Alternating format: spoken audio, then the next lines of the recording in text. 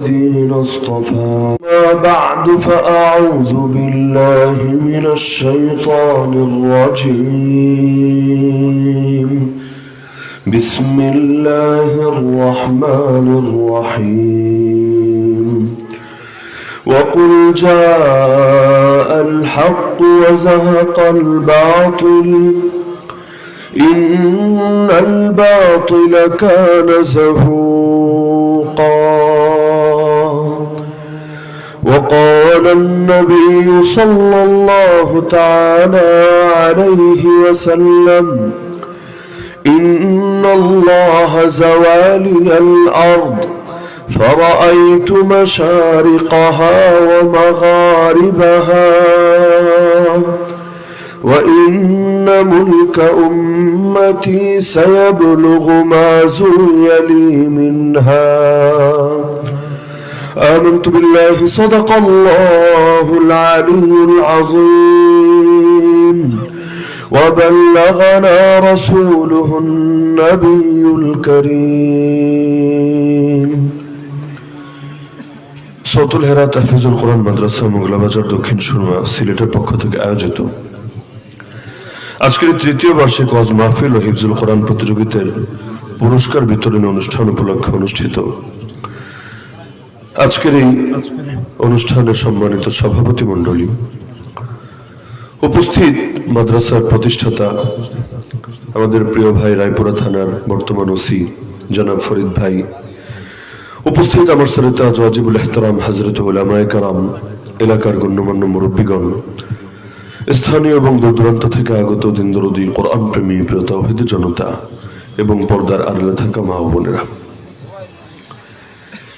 ইসলাম নাজিল করেছেন যিনি, ইসলামের হেফাজত করেন তিনি। শুধু হেফাজতই করেন না, বরং ইসলামকে পৃথিবীর পরতে পরতে পৌঁছানো তিনি। আল্লাহ রাসূল সাল্লাল্লাহু আলাইহি ওয়াসাল্লাম যখন দাওয়াত শুরু করেছিলেন, হজের মৌসুমগুলোতে যখন বাহির থেকে লোকেরা আসতো, আল্লাহ রাসূল সাল্লাল্লাহু আলাইহি ওয়াসাল্লাম তাদের কাছে গিয়ে গিয়ে বলতেন, মাইয়ুইনি মাইয়ানসুরুনি হাত্তা উবাল্লিগা রিসালাতি রাব্বি। কে আছো যে আমাকে একটা আশ্রয় দিবা, কে আছো যে আমার সাহায্যকারী হবা, আমি তোমার সাহায্যে থেকে আল্লাহর জমিন আল্লাহর দ্বীনের বার্তা প্রচার করব, এতটুকুর জন্য অবদান রাখবা, কে আছো? কেউ যে এগিয়ে আসতো না তা না, কেউই যে তার ডাকে সাড়া দিত না, বিষয়টা এমন না। কিন্তু যখন তারা দুই কদম এগিয়ে আবার শুনতো যে আল্লাহ রাসূল সাল্লাল্লাহু আলাইহি ওয়াসাল্লামের পাশে দাঁড়ানোর অর্থ হলো তাকে নিজেদের এলাকায় নিয়ে যাওয়ার অর্থ হলো গোটা কুরাইশের সঙ্গে যুদ্ধ বাঁধিয়ে দেওয়া, বিশেষ করে আবু জাহাল, আবু লাহাব, উতবা, শাইবা এই গঙ্গদের সঙ্গে রক্তক্ষয়ী এক সংঘর্ষে লিপ্ত হওয়া, তখন ইতিপূর্বে যেমন দুই কদম এগোত, এই দুঃসংবাদ শোনার সঙ্গে সঙ্গে আবার 10 কদম পিছিয়ে যেত। এমনকি আল্লাহ রাসূল সাল্লাল্লাহু আলাইহি ওয়াসাল্লাম নিজে গেলেন তায়েফবাসীর কাছে প্রস্তাব নিয়ে যে তোমরা আমার সাহায্যকারী হয়ে যাও, আমি মক্কা থেকে হিজরত করে চলে আসব, তোমাদের এখানে থেকে থেকে আমি আল্লাহর জমিন আল্লাহর দ্বীনের বার্তা প্রচার করব, ইসলামকে সারা দুনিয়া ছড়িয়ে দেব। যেই সৌভাগ্য মদিনাবাসীর কপালে জুটলো, ওই সৌভাগ্য কিনা তাদের দুয়ারে সবার আগে গিয়ে দাঁড়ালো। তারা যদি শুধু লাব্বাইক বলে, তাহলে আজকে মদিনাবাসীদের যে মাকাম অর্জিত হয়েছে সেই মাকাম তায়েফবাসীদের অর্জিত হতো। তখন আনসার বললে মদিনার সাহাবীদেরকে বুঝতাম না, আনসার বললে তায়েফবাসীদেরকে বুঝতাম, কিন্তু দাওয়াত তো কবুল করলোই না, উল্টো পাথর মারতে মারতে রক্তাক্ত করে তাড়িয়ে দিল। আল্লাহ রাসূল শেষ সময়ে বলেছিলেন, যদি দাওয়াত গ্রহণ না করো অন্তত এতটুকু করো, আমি যে এখানে এসেছি তোমাদেরকে দাওয়াত দিয়েছি, এই কথাটা মক্কায় পৌঁছে দিও না। কিন্তু এই গাদ্দার জাতি, আল্লাহ রাসূল নিজে মক্কায় যাওয়ার আগেই তারা লোক মারফত খবর পৌঁছে দিল মক্কায় যে তোমাদের লোকটা তো আমাদের কাছে এসেছিল, এখানে ঘাঁটি গাড়তে চেয়েছিল, জলদি তাকে থামাও, নইলে বাইরে গিয়ে কোথাও ঘাঁটি গেড়ে তোমাদের জন্য রিস্কের কারণে পরিণত হবে। অমনি আল্লাহ রাসূলের উপর এমন জুলুম আর নির্যাতন শুরু হলো, অবশেষে তাকে মক্কা ছেড়ে মদিনায় হিজরত করতে হলো। তো আল্লাহ রাসূল সাল্লাল্লাহু আলাইহি ওয়াসাল্লাম তার পুরো জীবনটা কাটিয়ে দিলেন। তার সময়ে তিনি দেখে গেলেন মক্কা, মদিনা আর তায়েফ এর মধ্যে ইসলাম বিস্তৃত হলো। হ্যাঁ, যদিও এই তায়েফবাসী দূর দূর করে তাড়িয়ে দিয়েছিল, কিন্তু শেষ সময় আল্লাহ রাসূল যখন ফেরেশতা এসেছিল অনুমতি চাইতে, ইয়া রাসূলুল্লাহ আপনি যদি শুধু বলেন দুই পাশের পাহাড় চাপা দিয়ে মাঝখানে সবগুলোকে মেরে ফেলবো। আল্লাহ রাসূল বলেছিলেন, আল্লাহ আমার দিলে বড় আশা, এরা যদি ঈমান না আনে, এদের পরবর্তী প্রজন্ম অন্তত তাওহীদে বিশ্বাসী হবে, আপনার ইবাদত বন্দেগী করবে। আল্লাহ তার নবীর আশা এমন ভাবে পূরণ করেছেন, পরবর্তী প্রজন্ম লাগে নাই। মক্কা বিজয়ের পর ওই প্রজন্মই নবীর সামনে এসে হাঁটু গেড়ে বসে কালেমা পড়ে মুসলমান হয়ে ফিরে গিয়েছে। তো তার সময় তিনি দেখলেন মদিনায়, মক্কায়, তায়েফ, এই আশপাশের কয়েকটা এলাকার মধ্যে ইসলাম বিস্তৃত হলো। কিন্তু আল্লাহর ওয়াদা তো ছিল শুধু মক্কা মদিনার তায়েফকে নিয়ে না, আল্লাহর ওয়াদা ছিল তিনি সারা দুনিয়া ইসলামকে ছড়িয়ে দিবেন, শুধু ছড়িয়ে দিবেন না, বিজয় করবেন। যার কারণে এত অল্প সময় আল্লাহ তাআলা এই বিজয়কে দেখিয়ে দিলেন, গোটা দুনিয়া অবাক হয়ে তাকিয়ে রইল। খন্দকের ময়দানে আল্লাহ রাসূল যখন ক্ষুধার জ্বালায় পেটে পাথর বেঁধে রেখেছেন, আবার আরেকদিকে কাজও চালাচ্ছেন, কারণ বসে থাকার সুযোগ নাই, বহিঃশত্রু চলে আসবে। যদি খুব তাড়াতাড়ি গর্ত খুঁড়তে না পারেন, পরীক্ষা খনন করতে না পারেন, অনায়াসে মদিনায় ঢুকে পড়বে, পুরা মদিনার স্বাধীনতা বিপন্ন হবে, মুসলমানদের জানমাল, নারীদের ইজ্জত আবরু সব হুমকির মুখে পড়বে। তো কাজও করতে হবে, এদিকে পেটেও খাবার নাই, কামাই রোজগার করার জন্য এখান থেকে অবসর হয়ে অন্য কোথাও যাওয়ারও সুযোগ নাই। আল্লাহ রাসূল সাল্লাল্লাহু আলাইহি ওয়াসাল্লাম ওই অবস্থায় নিজেও কাজ করছিলেন। তিনি তার কুড়াল দিয়ে আঘাত করলেন একটা পাথরে, সেই পাথরের ভেতর থেকে নূর বেরিয়ে আসলো। আল্লাহ রাসূল বললেন, এই নূরের ভেতরে বসরার প্রাসাদগুলো আমার চোখের সামনে আলোকিত করে তুলে ধরা হয়েছে। মুনাফিকরা হাসাহাসি শুরু করলো। পেটে খাবার নাই, গায়ে ভালো পোশাক নাই, এখানে বসে বসে দুনিয়া জয়ের স্বপ্ন দেখে, সুপার পাওয়ার দেশগুলোকে হারিয়ে সেখানেও ইসলামের পতাকা সমুন্নত করার স্বপ্ন দেখে। এমনকি ওরা এই কথা বলে বসলো, লা রাজানা ইলাল মাদিনা, আরে এবার যদি যুদ্ধটা শেষ করে খালি মদিনায় ফিরে যেতে পারি, লা ইখরিজান্নাল আ'যু মিনহাল আযাল। এই মুনাফিকগুলো বলছে যে আমরা সম্মানিতরা এই লাঞ্ছিতদেরকে বের করে দেব মদিনা থেকে। ওদের চোখে ওরা সম্মানিত, আল্লাহ রাসূল এবং তার সাহাবীরা লাঞ্ছিত, যে আমরা ওদেরকে এবার থাকতেই দেব না মদিনায়, মদিনা থেকেই বের করে দেব। তো একদিকে ওরা এত হাসাহাসি করছে, কিন্তু আল্লাহ দেখিয়ে দিয়েছেন যে ওদের কল্পনা, ওদের ধারণা, ওদের অনুমান, ওদের বিশ্লেষণ সবই ভুল ছিল। নিঃসন্দেহে আমার আল্লাহর ওয়াদাই সত্য ছিল। দুনিয়ার মানুষের চিন্তা গিয়ে যেখানে শেষ হয়, আল্লাহর কুদরত সেখান থেকে শুরু। নবী মুসা আলাইহিস সালামের সাহাবীরা তারা বলে উঠলেন দৃঢ়তার সাথে, ক্বালা আসহাবু মূসা ইন্না লামুদরাকুন, নিশ্চয়ই আমরা এবার গ্রেফতার হবই হব, এবার আর আমাদের কোনো মুক্তি নেই, কোনো রক্ষা নাই। পেছনে ফেরাউন, সামনে সমুদ্র, এবার কি হবে? এখন তো আমাদেরকে গ্রেফতার হতে হবেই হবে। একেবারে ইন্না একটা আকিদ, লাম আরেকটা আকিদ, ডাবল দৃঢ়তার সঙ্গে বলছে অবশ্যই, নিঃসন্দেহে এবার আমরা গ্রেফতার হবই। নবী মুসা আলাইহিস সালাম তিনিও জানেন না এখনো পর্যন্ত যে আল্লাহ কিভাবে রক্ষা করবেন, কোন দিক দিয়ে, কোন সাইড দিয়ে রক্ষা করবেন, কিন্তু এটা জানেন ওয়াদা যেহেতু দিয়েছেন তিনি তার ওয়াদা পূরণ করবেনই করবেন। তিনি বলে উঠলেন, ক্বালা কাল্লা, আরে কিছুতে হতে পারে না, কে বলেছে আমরা গ্রেফতার হব? ইন্না মাই রাব্বি সায়াহদিন, নিশ্চয়ই আমার সাথে আমার রব আছে, তিনি আমাকে পথ দেখাবেন। আল্লাহ দেখিয়েছেন একই পথ দিয়ে তাদেরকে পার করিয়েছেন, ওই একই পথ দিয়ে ফেরাউনকে ডুবিয়ে মেরেছেন। এমনকি ফেরাউনের একবার মাথায় আসে নাই আমি এই পথে কেন উঠছি। এই পথ তো স্বাভাবিক পথ না, এটা পদ্মা সেতু আর যমুনা সেতুর মতো কোনো সেতু না যে তাদের নির্মাণ শ্রমিকে তৈরি করেছে, এটা স্থির, এটা মজবুত, এটা সুদৃঢ়, এমন তো না। কিছুক্ষণ আগে সেই দেখছিল এখানে কোনো পথ নাই, পুরোটাই সাগর আর সাগর। তাহলে হঠাৎ করে পথ আসবে কোত্থেকে? তার মানে এই পথ আল্লাহ তার নবীকে মুআজিজা হিসেবে স্পেশাল দিয়েছে। তাহলে ও তো নিজেকে খোদা দাবি করে, নবীও না। তো র্যাঙ্ক হিসেবে বিবেচনা করলে খোদার র্যাঙ্ক তো নবীর উপরে। তাহলে খোদা হয়ে নবীর জন্য মুআজিজা হিসেবে যে পথ দেওয়া হয়েছে ওইটা ওঠে কিভাবে? লজ্জা লাগে না? একটু শরম লাগে না? এতটুকু অন্তত আর ইগো তো থাকা দরকার ছিল, কিন্তু না। মরণ যখন মানুষকে টানে তখন আর মানুষের স্বাভাবিক হিতাহিত জ্ঞান কাজ করে না। রাস্তায় উঠলো তো উঠলোই, আরে একা ওঠ, অথবা কয়েকজনকে পাঠিয়ে আগে চেক করা, তোর বাহিনী পাঠা, ধরে নিয়ে আসুক না। নিজে উঠলো, সবাইকে উঠালো, পরিণতি যা হওয়ার তাই হলো। নিজেও ডুবলো, সবাইরও ডুবালো। আর ডুবতে ডুবতে আল্লাহরে খুব ডেকে গেল, আমান্না বিরাব্বিল আলামিন রব্বি মুসা ওয়া হারুন, রব্বুল আলামিনের উপর ঈমান আনলাম যিনি মুসার রব, যিনি হারুনের রব। এই ঈমান তো কয়েকদিন আগে আনতে বেটা, তাহলে তোর আর এখন ডুবে ডুবে মরা লাগতো না। বিপদে পড়লে এত ডাকাডাকি করে কি লাভ হবে? এই বাংলাদেশের বিপদে পড়লে খালি হুজুরদের ডাকে, সুখের সময় হুজুরদের লাগে না, বিপদে পড়লে খালি হুজুর হুজুর হুজুর। এই যে ইসকনের সাথে যে ঝামেলাটা হলো, আমাদের ভাই অ্যাডভোকেট শহীদ সাইফুল ইসলাম আলিফকে শহীদ করলো, পুরো বাংলাদেশে অধিকাংশ জায়গায় সিনিয়র আলেম যারা নেতৃস্থানীয় আলেম তাদেরকে ডিসি অফিসে ডাকিয়ে নিয়ে, এসপি অফিসে ডাকিয়ে নিয়ে, কাউকে এনএসআর পক্ষ থেকে কল দিয়ে, হুজুর একটু জাতিরে ঠান্ডা রাখেন, একটু শান্ত থাকতে বলেন, তাহলে সাম্প্রদায়িক দাঙ্গা লেগে যাবে। একবার যদি খালি আপনাদের থেকে ইশারা পায়, এই জাতি ওদের 14 গোষ্ঠী উদ্ধার করে ছাড়বে, এক মুসলমানের রক্তের বদলা নেওয়ার জন্য ওদের সব কয়টারে ভাগায় ছাড়বে। তো একটু ঠান্ডা করেন। একইভাবে জুলাই আন্দোলনের সময় হুজুরদেরকে ঘর থেকে উঠিয়ে উঠিয়ে নিয়ে একবার স্বরাষ্ট্রমন্ত্রীর বাসায়, দুইবার ধর্মমন্ত্রীর বাসায় মিটিং করেছে। হুজুর আর তো পারছি না, পুলিশের গুলি ফুরিয়ে আসছে, এমনকি পুলিশ এসে বলে একটা মারলে একটাই যায়, বেশি যায় না। আবার ওদিকে আর্মিও ঠিকঠাক ভাবে কথা শুনছে না, কোনো কিছু ফাংশন করছে না। এখন কি হবে?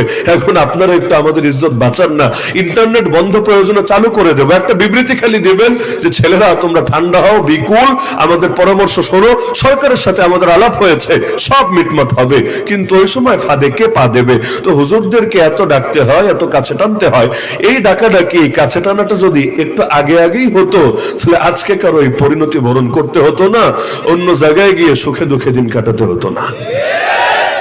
দেখা যায় দুনিয়ার হালত গুলো এমনই, লোকে ভাবে শেষ, কিন্তু ওরা জানে না হ্যাঁ শামে জিন্দেগি সুবহে দাওয়ামে জিন্দেগি, এক অধ্যায়ের শেষ, এক অধ্যায়ের তো মাত্র সূচনা। ওই মৃত্যু যেমন কোনো সমাপ্তি না, মৃত্যু হলো দুনিয়ার জীবনের, এই যে জীবন আসলে কোনো জীবনই না। ওমা হাযিহিল হায়াতুদ দুনিয়া ইল্লা লাহু ওয়া লাইব, যে জীবন শুধু খেয়াল তামাশা ছাড়া কিচ্ছু না, যে জীবনের ব্যাপার আল্লাহ বলছেন মাতাউল গুরুর, ধোকার বস্তু, ধোকার আসবাব ছাড়া কিচ্ছু না। তো মৃত্যু মানে হলো ওই ধোকার জীবনের সমাপ্তি হওয়া, আসল কোনো সমাপ্তি না, বরং আসল তো মাত্র সূচনা হওয়া। কিসের সমাপ্তি? সেটা এমন জীবনে যাচ্ছে যে জীবন শুরু হবে কিন্তু কখনোই আর শেষ হবে না।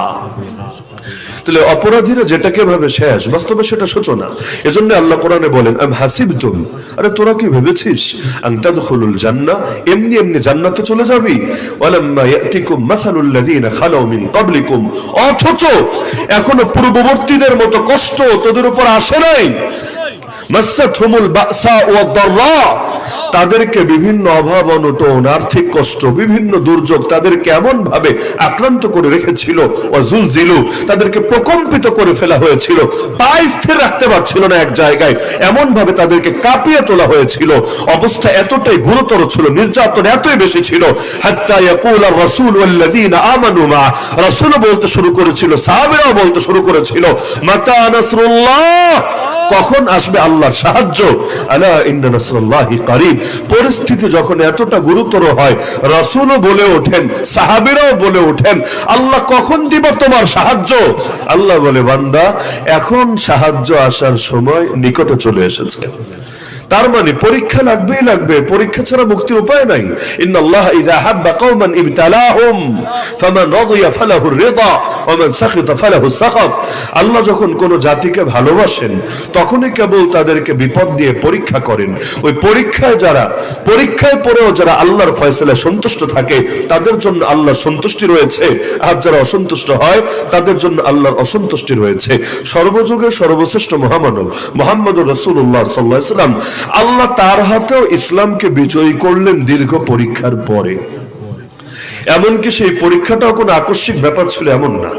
প্রথম যেদিন ওহী আসলো, আনুষ্ঠানিক ওহী, হেরা গুহায় মাত্র 5টা আয়াত নাজিল হলো। আল্লাহ রাসূল এত অসুস্থ হয়ে পড়লেন, বাসায় এসে নিজে বলতে শুরু করলেন, ওয়াল্লাহি লাকাদ খাশিতু আলা নাফসি, আল্লাহর কসম আমার প্রাণের ব্যাপারেই ভয় হচ্ছে, আমি বাঁচবো কিনা বুঝতে পারছি না। ওই সময় আম্মাজান খাদিজা রাদিয়াল্লাহু আনহা প্রথমে নিজে সান্ত্বনা দিলেন, কি কপাল দিয়েছেন আল্লাহ আম্মাজানকে। উম্মত যখন পেরেশান হয় নবীজির কাছে যায়, নবীজি সান্ত্বনা দেন। এখন আল্লাহ রাসূল নিজেই পেরেশান, আল্লাহ আম্মাজান কেমন কপাল দিয়েছেন, তিনি রাসূলকে সান্ত্বনা দিচ্ছেন। নিজে তো দিলেনই, তাকে নিয়ে গেলেন চাচাতো ভাই ওরাকা বিন নওফেলের কাছে। ওরাকা একদিকে তো সান্ত্বনা দিলই, তাকে বোঝায় দিল বিষয়টা যে ভাতিজা পেরেশান হবা না। যদি এক বিবেচনায় আম্মাজান খাদিজা রাদিয়াল্লাহু আনহা চাচাতো ভাই, ওই বিবেচনায় তো নবীরে ভাতিজা বলার কথা না, কিন্তু আবার নবীর বাপের দিক থেকে দেখলে ওই হিসাবে নবীর বিবেচনায় তিনি একরকম এলাকার চাচা, আর আল্লাহ রাসূল সাল্লাল্লাহু আলাইহি ওয়াসাল্লাম তার ভাতিজা। ওই বিবেচনায় তিনি ডাকলেন, ভাতিজা নতুন কেউ আসে নাই, ইন্নাহুন নামুস, তোমার কাছে যে এসেছে সে হলো জিবরিল, যে ইতিপূর্বে অন্যান্য নবীদের কাছে ওহী নিয়ে এসেছে। তবে এই কথাটা বলে আফসোস করে বলল, ইয়া লাইতানি লাউ আকুনু হাইয়া ইয ইখরিজুকা কওমুক, হায় সেদিন যদি আমি জীবিত থাকতাম, যেদিন তোমার জাতি তোমাকে বের করে দেবে, বহিষ্কার করে দেবে। আল্লাহ রাসূল এটা শুনে নিতে পারছিলেন, অবাক হয়ে গেলেন, কি বলছেন? মুখরিজিয়াহুম, আমাকে ওরা বের করে দিবে, এটা কেমন কথা? এতক্ষণ সব স্বাভাবিক লাগছিল, এটা তো বুঝে ধরে না যারা আমাকে মাথার তাজ মানে, চোখের তারা মানে, আল আমিন বলে, সাদিক বলে, ওরা আমাকে বের করে দেবে। তিনি বললেন, হ্যাঁ, তুমি যে দাওয়াত, যে আদর্শ নিয়ে এসেছো, তোমার পূর্বে যারা এসেছে পরিণতি একই হয়েছে। ইল্লা উদিয়া, কারো সঙ্গে ভালো আচরণ করা হয় নাই, সবার সঙ্গেই দুশমনের আচরণ করা হয়েছে। মাত্র ওহী আসলো, এখনো দাওয়াত দেওয়াই শুরু করেন নাই, তার আগেই যদি হুঁশিয়ারি জানিয়ে দেওয়া হয়।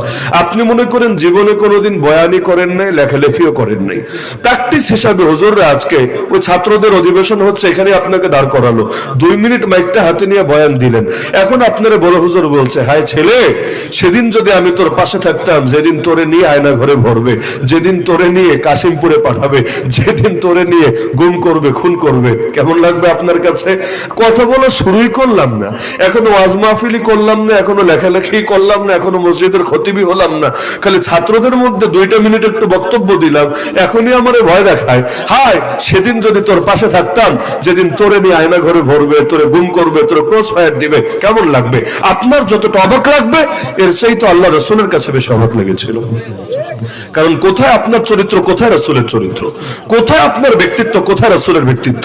আপনাকে এলাকার চেনে কয়জনে, মহব্বত করে কয়জনে? আর কুরাইশের মধ্যে তাকে চিনতো না কে, মহব্বত করতো না কে, ভালোবাসতো না কে? এই 40 বছর কে তার গায়ে হাত তুলেছে, কে কবে তাকে গালে দিয়েছে, কে তার গায়ে কবে টোকা মেরেছে, আর তারাই কিনা তাকে বের করে দেবে? এই কথা শুনলে অবাক হবে না কোন যুক্তিতে? কিন্তু স্পষ্ট ভাবে আল্লাহ জানিয়েছেন, হে রাসূল শোনো, ফাইন্নাহুম লা ইউকাযযিবুনাক, তারা তোমাকে অস্বীকার করে না। তোমার অস্বীকার করবে কেন? তোমার ব্যক্তিত্ব তাদের চোখের সামনে। ওয়ালাকিন্না যালিমিনা বিআয়াতিল্লাহি ইয়াজহাদুন, তারা মূলত আল্লাহর আয়াতকে অস্বীকার করে, তোমার ব্যক্তিত্ব নিয়ে তাদের সমস্যা না। এজন্যই ওয়ালান তারদা আনকাল ইয়াহুদ ওয়ালান নাসারা হাত্তা তাত্তাবিআ মিল্লাতাহুম, এরা কখনো তোমার উপর খুশি হবে না, হতে পারবে না। হ্যাঁ, তুমি যদি নিজের আদর্শ ছেড়ে ওদের আদর্শ ধরো, তাহলে দেখবা তোমারে বুকে জড়ায় নিতে আর সময় লাগবে না। তার মানে মূল দ্বন্দ্ব হলো ব্যক্তির সাথে না, মূল দ্বন্দ্ব আদর্শের সাথে। ব্যক্তি যদি আদর্শ ছেড়ে ওদের আদর্শ গ্রহণ করে, আর কোনো ঝগড়া থাকবে না। এই কুরাইশ তফার নিয়ে এসেছিল, মুহাম্মদ চলো আমরা একটা সাম্প্রদায়িক সম্প্রীতির মক্কা গড়ে তুলি, আমরা অসাম্প্রদায়িকতা গড়ে তুলি, সব ঝামেলা দূর করে দেই এক নিমেষেই। কিভাবে চাচা যান? সুন্দর অফার দিল, এক কাজ করো, তুমি 1 বছর আমাদের দেবদেবীর পূজা করো, আমরা 1 বছর তোমার আল্লাহর ইবাদত করি। বা সমান সমান ওই বর্তমানে যেটা হয় আর কি, ধর্ম যার যার, উৎসব সবার। এখন ধর্মীয় ইবাদত গুলাকে উৎসব বলে চালায় দিবেন, এরপর একজনেরটা দিয়ে আরেকজনেরটা করায় ফেলবেন। আপনি মুসলমানকে নিয়ে ওদের সাথে সাথে ডান্স করাবেন, মুসলমানকে নিয়ে ওদের সাথে সাথে পূজা দেওয়াবেন, মুসলমানকে নিয়ে ওদের সাথে প্রসাদ খাওয়াবেন, ব্যাস। আর ওদেরকে আনতে পারেন বা না পারেন ওইটা আর বড় বিষয় না, যদি আনতে পারেন হয়ে গেল আর কি। তাহলে 1 বছর আল্লাহর ইবাদত আর 1 বছর দেবদেবীর পূজা, এভাবে চলবে। নবী বললেন ইম্পসিবল। বললো তাহলে 1 মাস 1 মাস, না এটাও হবে না। 1 সপ্তাহ 1 সপ্তাহ, না এটাও রাজি না। 3 দিন 3 দিন, এইটাও মানি না। অবশেষে বললো একদিন তুমি দেবদেবীর পূজা করো, আর একদিন আমরা তোমার আল্লাহর ইবাদত করি, সমান সমান সমান সমান, এখানে আর কোনো ঝামেলা থাকবে না। আল্লাহ রাসূল ক্লিয়ার করে দিলেন, রবের পক্ষ থেকে আজ তো সূরা নাজিল হলো, কুল ইয়া আইয়ুহাল কাফিরুন, হে নবী বলে দেন এই কাফেররা শোন, লা আ'বুদু মা তা'বুদুন, তোরা যা কিছুর পূজা করিস আমি কখনোই এগুলোর পূজা করব না, প্রশ্নই আসে না। বলতে বলতে একেবারে সর্বশেষ আয়াত, লাকুম দীনুকুম ওয়ালিয়া দীন। এই আয়াত তো বাংলাদেশে সবাই চেনে, আমাদের দেশে এক নেত্রীও সংসদে নিয়মিত পড়তো। কোরআনের আর কোন আয়াত পারে বা না পারে, একটা আয়াত ভালোই শিখেছে, এইটা আর তুতিল মুলকা মান তাশা ওয়া তানজিউল মুলকা মিম্মান তাশা, যারে চাও ক্ষমতা দাও, যার থেকে চাও ক্ষমতা ছিনিয়ে নাও। 2টা আয়াত ভালোই শিখতে পেরেছে। যে হুজুররা শিখিয়েছে এদেরকে খুঁজে বের করে নোবেল দেওয়া দরকার। কোরআনে এত আয়াত থাকতে এই 2টা আয়াত আয়াতই কেন তার শেখানোর গরজটা পড়লো, কেন তার এই দুইটা আয়াতে অন্যগুলোকে বাদ দিয়া আলাদা করে স্পেশাল ভাবে গুরুত্ব মনে হলো। এখানে একটা কাহিনী থাকে, কিছু লোক আছে কোরআনকে ব্যবহার করে, কোরআনকে মানতে পারে না। আপনি দেখবেন সংসদ অধিবেশনও শুরু হয় কোরআন তেলাওয়াত দিয়ে, যদিও কারি সাহেব যেখান থেকে ইচ্ছা সেখান থেকে তেলাওয়াত করতে পারবে না। যদি ভুলে কখনো একটা জিহাদের আয়াত পড়ে ফেলে, খেলাফতের আয়াত পড়ে ফেলে, দিন কায়েমের আয়াত পড়ে ফেলে, ইসলামী দণ্ডবিধির আয়াত পড়ে ফেলে, বেচারারা ওখান থেকে বের হওয়া লাগবে না, সুন্দর ধরে কাশিমপুরে চালান করে দিবে ডাইরেক্ট। আর কোনো এদিক সেদিকেও তাকাতে হবে না, আয়াত পড়বে। তবে ওই জাতীয় আয়াত যে আয়াতগুলো লোড তারা নিতে পারবে, সব আয়াতের লোড নিতে পারে না, বহন ক্ষমতা যতটুকু আছে ওই টাইপের একটা আয়াত দিবে। এবং প্রথমে আল্লাহরে খুশি করবে কোরআন তেলাওয়াত দিয়া, এরপর বাকিদেরকেও খুশি রাখবে, কারণ অন্যদেরকে নারাজ করলে কেমন হবে, এজন্য অন্যগুলো এনে পড়া হবে। গড তুমিও খুশি থাকো, ভগবান তুমিও খুশি থাকো, ঈশ্বর তুমিও খুশি থাকো। আর এরপর সেই কোরআনের বিরুদ্ধে আইন হবে। শুরু করবে কোরআন তেলাওয়াত দিয়ে, এরপর আইন করবে বাংলাদেশে পতিতালয় খোলা থাকবে, এরপর আইন করবে বাংলাদেশের অর্থনীতি সুদের ভিত্তিতে পরিচালিত হবে, এরপর আইন করবে সকল ক্ষমতার মালিক আল্লাহকে মানা হবে না, সকল ক্ষমতার মালিক জনগণকে মানা হবে। এরপর আইন করবে এই দেশে বেহায়াপনা, বেলল্লাপনা, অশ্লীলতা ব্যাপক হারে চলবে। এরপর আইন করবে নাচ গান এগুলোকে ছড়িয়ে দেওয়ার জন্য বিশেষভাবে ব্যবস্থা গ্রহণ করা হবে। এরপর আইন করবে মদের বারেও লাইসেন্স দিয়ে দেওয়া হবে, আর মুসলমান নামধারী নায়ক নায়িকা, গায়ক গায়িকা, খেলোয়াড় এদেরকে মদ খাওয়ার জন্য হাতে লাইসেন্স ধরে সুযোগ করে দেওয়া হবে, ইত্যাদি ইত্যাদি। শুরু করবে কোরআন তেলাওয়াত দিয়ে, আর একটু পরে আইন করবে কোরআনের বিপক্ষে। মানেটা কি? কেউ যদি বিসমিল্লাহ বলে মদ খায় বেঈমান হয়ে যায়, কেউ যদি নাপাক হয়ে সেজদা করে ইচ্ছাকৃত ভাবে বেঈমান হয়ে যায়। কেন? এতে অবজ্ঞা প্রকাশ পায়, তাচ্ছিল্য প্রকাশ পায়, অবমূল্যায়ন প্রকাশ পায়। তো কোরআনের বিরুদ্ধে আইন করবা, এমনি তো এটা কুফর, তার মধ্যে আবার শুরু করবো কোরআন তেলাওয়াত দিয়ে। এটা যদি কোরআনের সামনে অবমাননা না হয়, অবমাননা কারে বলে? তোমার গান গাইতে মনে চায়, গাও গিয়া, কিন্তু সেটারে আবার সিয়াসিত্তা দিয়ে বৈধতা দেওয়ার যুক্তি তোমার এসে গিয়েছে। গান গাবা, গাও না। এখানে বুখারী মুসলিম টানো কোন দুঃখে, সিয়াসিত্তা পড়েছি, আবার সিয়াসিত্তার মধ্যে মিশকাতের নামও বলে। এই মিশকাত আবার সিয়াসিত্তা ঢুকলো কবে? পৃথিবীর কোন হুজুর জিন্দেগিতে শোনে নাই যে মিশকাত কখনো সিয়াসিত্তার অন্তর্ভুক্ত ছিল। এটাকে নিয়ে পর্যন্ত ঢোকায় সিয়াসিত্তায়, আবার ওইটা দিয়ে গান গায়। লজ্জা শরম বলতে একটা ব্যাপার থাকা দরকার। এইগুলোরই মূলত ধর্ম ব্যবসায়ী বলে। ধর্ম মানবে না, ধর্মের সাইনবোর্ড হিসেবে ব্যবহার করবে। নির্বাচন আসলে নতুন করে টুপি লাগাবে, গায়ে জামা লাগাবে, আবার গিয়ে নতুন করে নামাজ ধরে খতিব সাহেবের সাথে 2 মিনিট 4 মিনিট মাইকও শেয়ার করতে চাইবে। কেন? কারণ তাকে রাজনৈতিক বক্তব্য দিতে হবে। মাহফিলে হুজুররা রাজনৈতিক আলাপ করতে পারবে না। কেন? এতে মাহফিলের অবমূল্যায়ন হবে। তবে খেজুর এসে বলবে ভোটটা দিবা আমার মার্কাতে, এতে মাহফিলের খুব মূল্যায়ন হবে। হুজুর যদি রাজনৈতিক কোনো ভুলও চিহ্নিত করে কোরআন সুন্নাহর আলোকে, এতে হুজুরের 14 গোষ্ঠী উদ্ধার করা হবে। আর খেজুর যদি এসে একেবারে কাঁচা রাজনৈতিক গল্প বলে, তবুও তাকে ফুলের মালা দিয়ে বরণ করতে হবে। কেগুলো বৈষম্য না? কেগুলোর বৈষম্য মনে হয় না? নাকি বৈষম্য শুধু হুজুর বাদে বাকি সব জায়গায় ধরা পড়ে? হুজুরদের তো আবার জীবন থাকতে হয় না, এদের তো আবার রক্তের দাম থাকতে হয় না? 2021 সালে 3000 হুজুর জেল খাটলো। কে কবে বিবৃতি দিয়েছে আর বিবৃতি দেওয়ার গরজ অনুভব করেছে? আর চিন্ময় দাস ব্রহ্মচারী, ওইটাও তো আর এক ধর্মের হুজুর টাইপ আর কি, মানে ওই ধর্মের পুরোহিত আর কি। ওইটা গ্রেফতার হতে দেরি, 24 ঘন্টা পার হওয়ার আগে অফিসিয়াল বিবৃতি আসতে দেরি না। ইন্ডিয়া ফরেন মিনিস্ট্রি থেকে বিবৃতি দিয়েছে। কেন? ওই ধর্মের হুজুর হলেই হুজুর হয়, এই ধর্মের হুজুরগুলোরে হুজুর মনে হয় না? নাকি ওই ধর্মের লোকগুলাই মানুষ আর এদেরকে মানুষও মনে হয় না? তাহলে এই বৈষম্যের শেষ কোথায়? তো যাই হোক, মাঝে মাঝে দুই একটা কথায় কষ্ট পেয়ে যেতে পারেন, কষ্ট পেলেও কিছু করার নাই। আমি কথা বলবো আর কেউ কষ্ট পাবেন না, এটা আসলে হওয়া সম্ভব না। তবে এই কষ্ট দেওয়ার জন্য আমি আবার ক্ষমা চাইবো না। আমি এটা বলবো না যে মাফ করে দিয়েন, মনের মধ্যে কষ্ট থাকলে কষ্ট ঝেড়ে ফেলেন। আমি বলবো মনের চিকিৎসা করায় নিয়েন, ইনশাআল্লাহ কষ্ট লাগবে না। আপনার মনে ভেজাল থাকলে কষ্ট লাগবে, তা আবার কি বা করার আছে? অনেক দিনের জং 1-2 ঘষায় যাবে না, ঘষায় একটু বেশি বেশি লাগবে, ইনশাআল্লাহ এক সময় না এক সময় সব জং দূর হবে। তা আল্লাহ বলে দিচ্ছেন যে এমনি এত সহজে সাহায্য আসবে না, আগে পরীক্ষা দিতে হবে, এমন কঠিন পরীক্ষা যে পরীক্ষায় পড়লে নবী পর্যন্ত বলে ওঠে আল্লাহ কখন তোমার সাহায্য আসবে। পরীক্ষা কাকে বলে মাঝে মাঝে চিন্তা করি। আমাদের তো মনে হয় আমরাই অনেক পরীক্ষা দিয়ে ফেলেছি, মনে হয় আর কি, দুর্বল মানুষ, পাপী মানুষ, তো মনে হয় বহু কিছু করে ফেলেছি। এই যে সিরিয়া নতুন করে স্বাধীন হলো, সাইদনা কারাগারের দৃশ্য গোটা দুনিয়া দেখেছে। আরে কিসের আয়না ঘর, কিসের টর্চার সেল, কিসের রিমান্ড, এগুলো তো সব আমাদের চোখের সামনে। সাইদনা কারাগারে এমন জুলুম করে, আমার তো মনে হয় আবু সাইদ আর গুয়ান্তানামো হার মানবে সামনে। সারা জীবন দেখে এসেছি, প্রেস মেশিনে কাগজ ঢুকায়, কাগজ ছাপা হয়ে বের হয়। আল্লাহর বান্দার একটা জিন্দা মানুষ তো জিন্দা, ফাঁসি দিয়ে যাদেরকে হত্যা করেছে এদেরকে পর্যন্ত ঢুকায় দিতে মেশিনের ভেতর। ঢুকতে দেরি, হাড্ডি, গোশত, চামড়া সব একেবারে থেতলে যেতে চূর্ণ বিচূর্ণ হয়ে নিচে গড়িয়ে পড়তে দেরি না। এরপর এটাকে একটা প্যাকেট করে এক জায়গায় আলাদা করে বজ্রের মতো ফেলে দিয়ে আসতো। ওদের কাছে এটা জাস্ট একটা বস্তা, একটা ময়লার টুকরা, কিন্তু এটাই একটা জীবন, একটা স্বপ্ন, একটা ভবিষ্যৎ, একটা পুরো পরিবারের আশার স্থল। এই নির্মম ভাবে এই যদি পুরো বিজয় আর কিছু অর্জিত নাও হয়, এই যে কয়েক হাজার মানুষ এতকাল পর নতুন খোলা আকাশ দেখতে পেরেছে। কেউ কেউ তো এমন, সে জানেই না যে হাফেজ আল আসাদ মারা গেছে। এত বছর ধরে তার ছেলেদের শাসন করেছে, গত 11 বছরের বেশি সময় ধরে দেশে গৃহযুদ্ধ চলছে, এই হয়েছে সে হচ্ছে, কিছু জানেই না। রবাক, আরে কবে তার আব্বা মারা গেল, কবে এত কিছু হলো, তাহলে কি পরিমাণ তাদেরকে দুনিয়া থেকে বিচ্ছিন্ন করে রাখা হয়েছে। কেউ কেউ তো নিজের নামই ভুলে গেছে, তার নাম কি, তার বাড়ি কোথায়, সে আসলে কে, এতটুকু পরিমাণ সেন্স পর্যন্ত হারিয়ে ফেলেছে। এমনকি নারীদেরকে মুক্ত করার যে দৃশ্য, এতগুলো মা বোন তাদেরকে যখন বন্দি থেকে মুক্ত করেছে, তারা বিশ্বাস করতে পারছে না যে এই জীবদ্দশায় আবারও আল্লাহর দুনিয়া দেখতে পারবে, তো স্বাধীনভাবে দেশে অবস্থান করতে পারবে। এতটুকুও যদি হতো, আর কিছু না হতো, তাও তো বহুত ব্যাপার ছিল। এই যে জালেমরা এত এত জুলুম করছে, এমনকি জুলুম শেষ হলো কোথায়? এক জালেম বিদায় হলো, মাত্র মিষ্টি বিতরণ করলো, দেশে আনন্দ মিছিল হলো, 24 ঘন্টা পার হতে পারলো না, মাত্র 24 ঘন্টা পার হতে পারলো না, এর মধ্যে আমেরিকা আর ইসরায়েল যৌথভাবে বোম্বিং শুরু করে দিল। অপরাধ কি রে ভাই? এতকাল ধরে একটা জাতি যুদ্ধের মধ্যে আছে, যাদেরকে ইতিমধ্যে লক্ষ লক্ষ মানুষের জান কোরবানি করতে হয়েছে, তাও তাদের শাসক বিদায় হলো। তোদের তো খুশি হওয়ার কথা।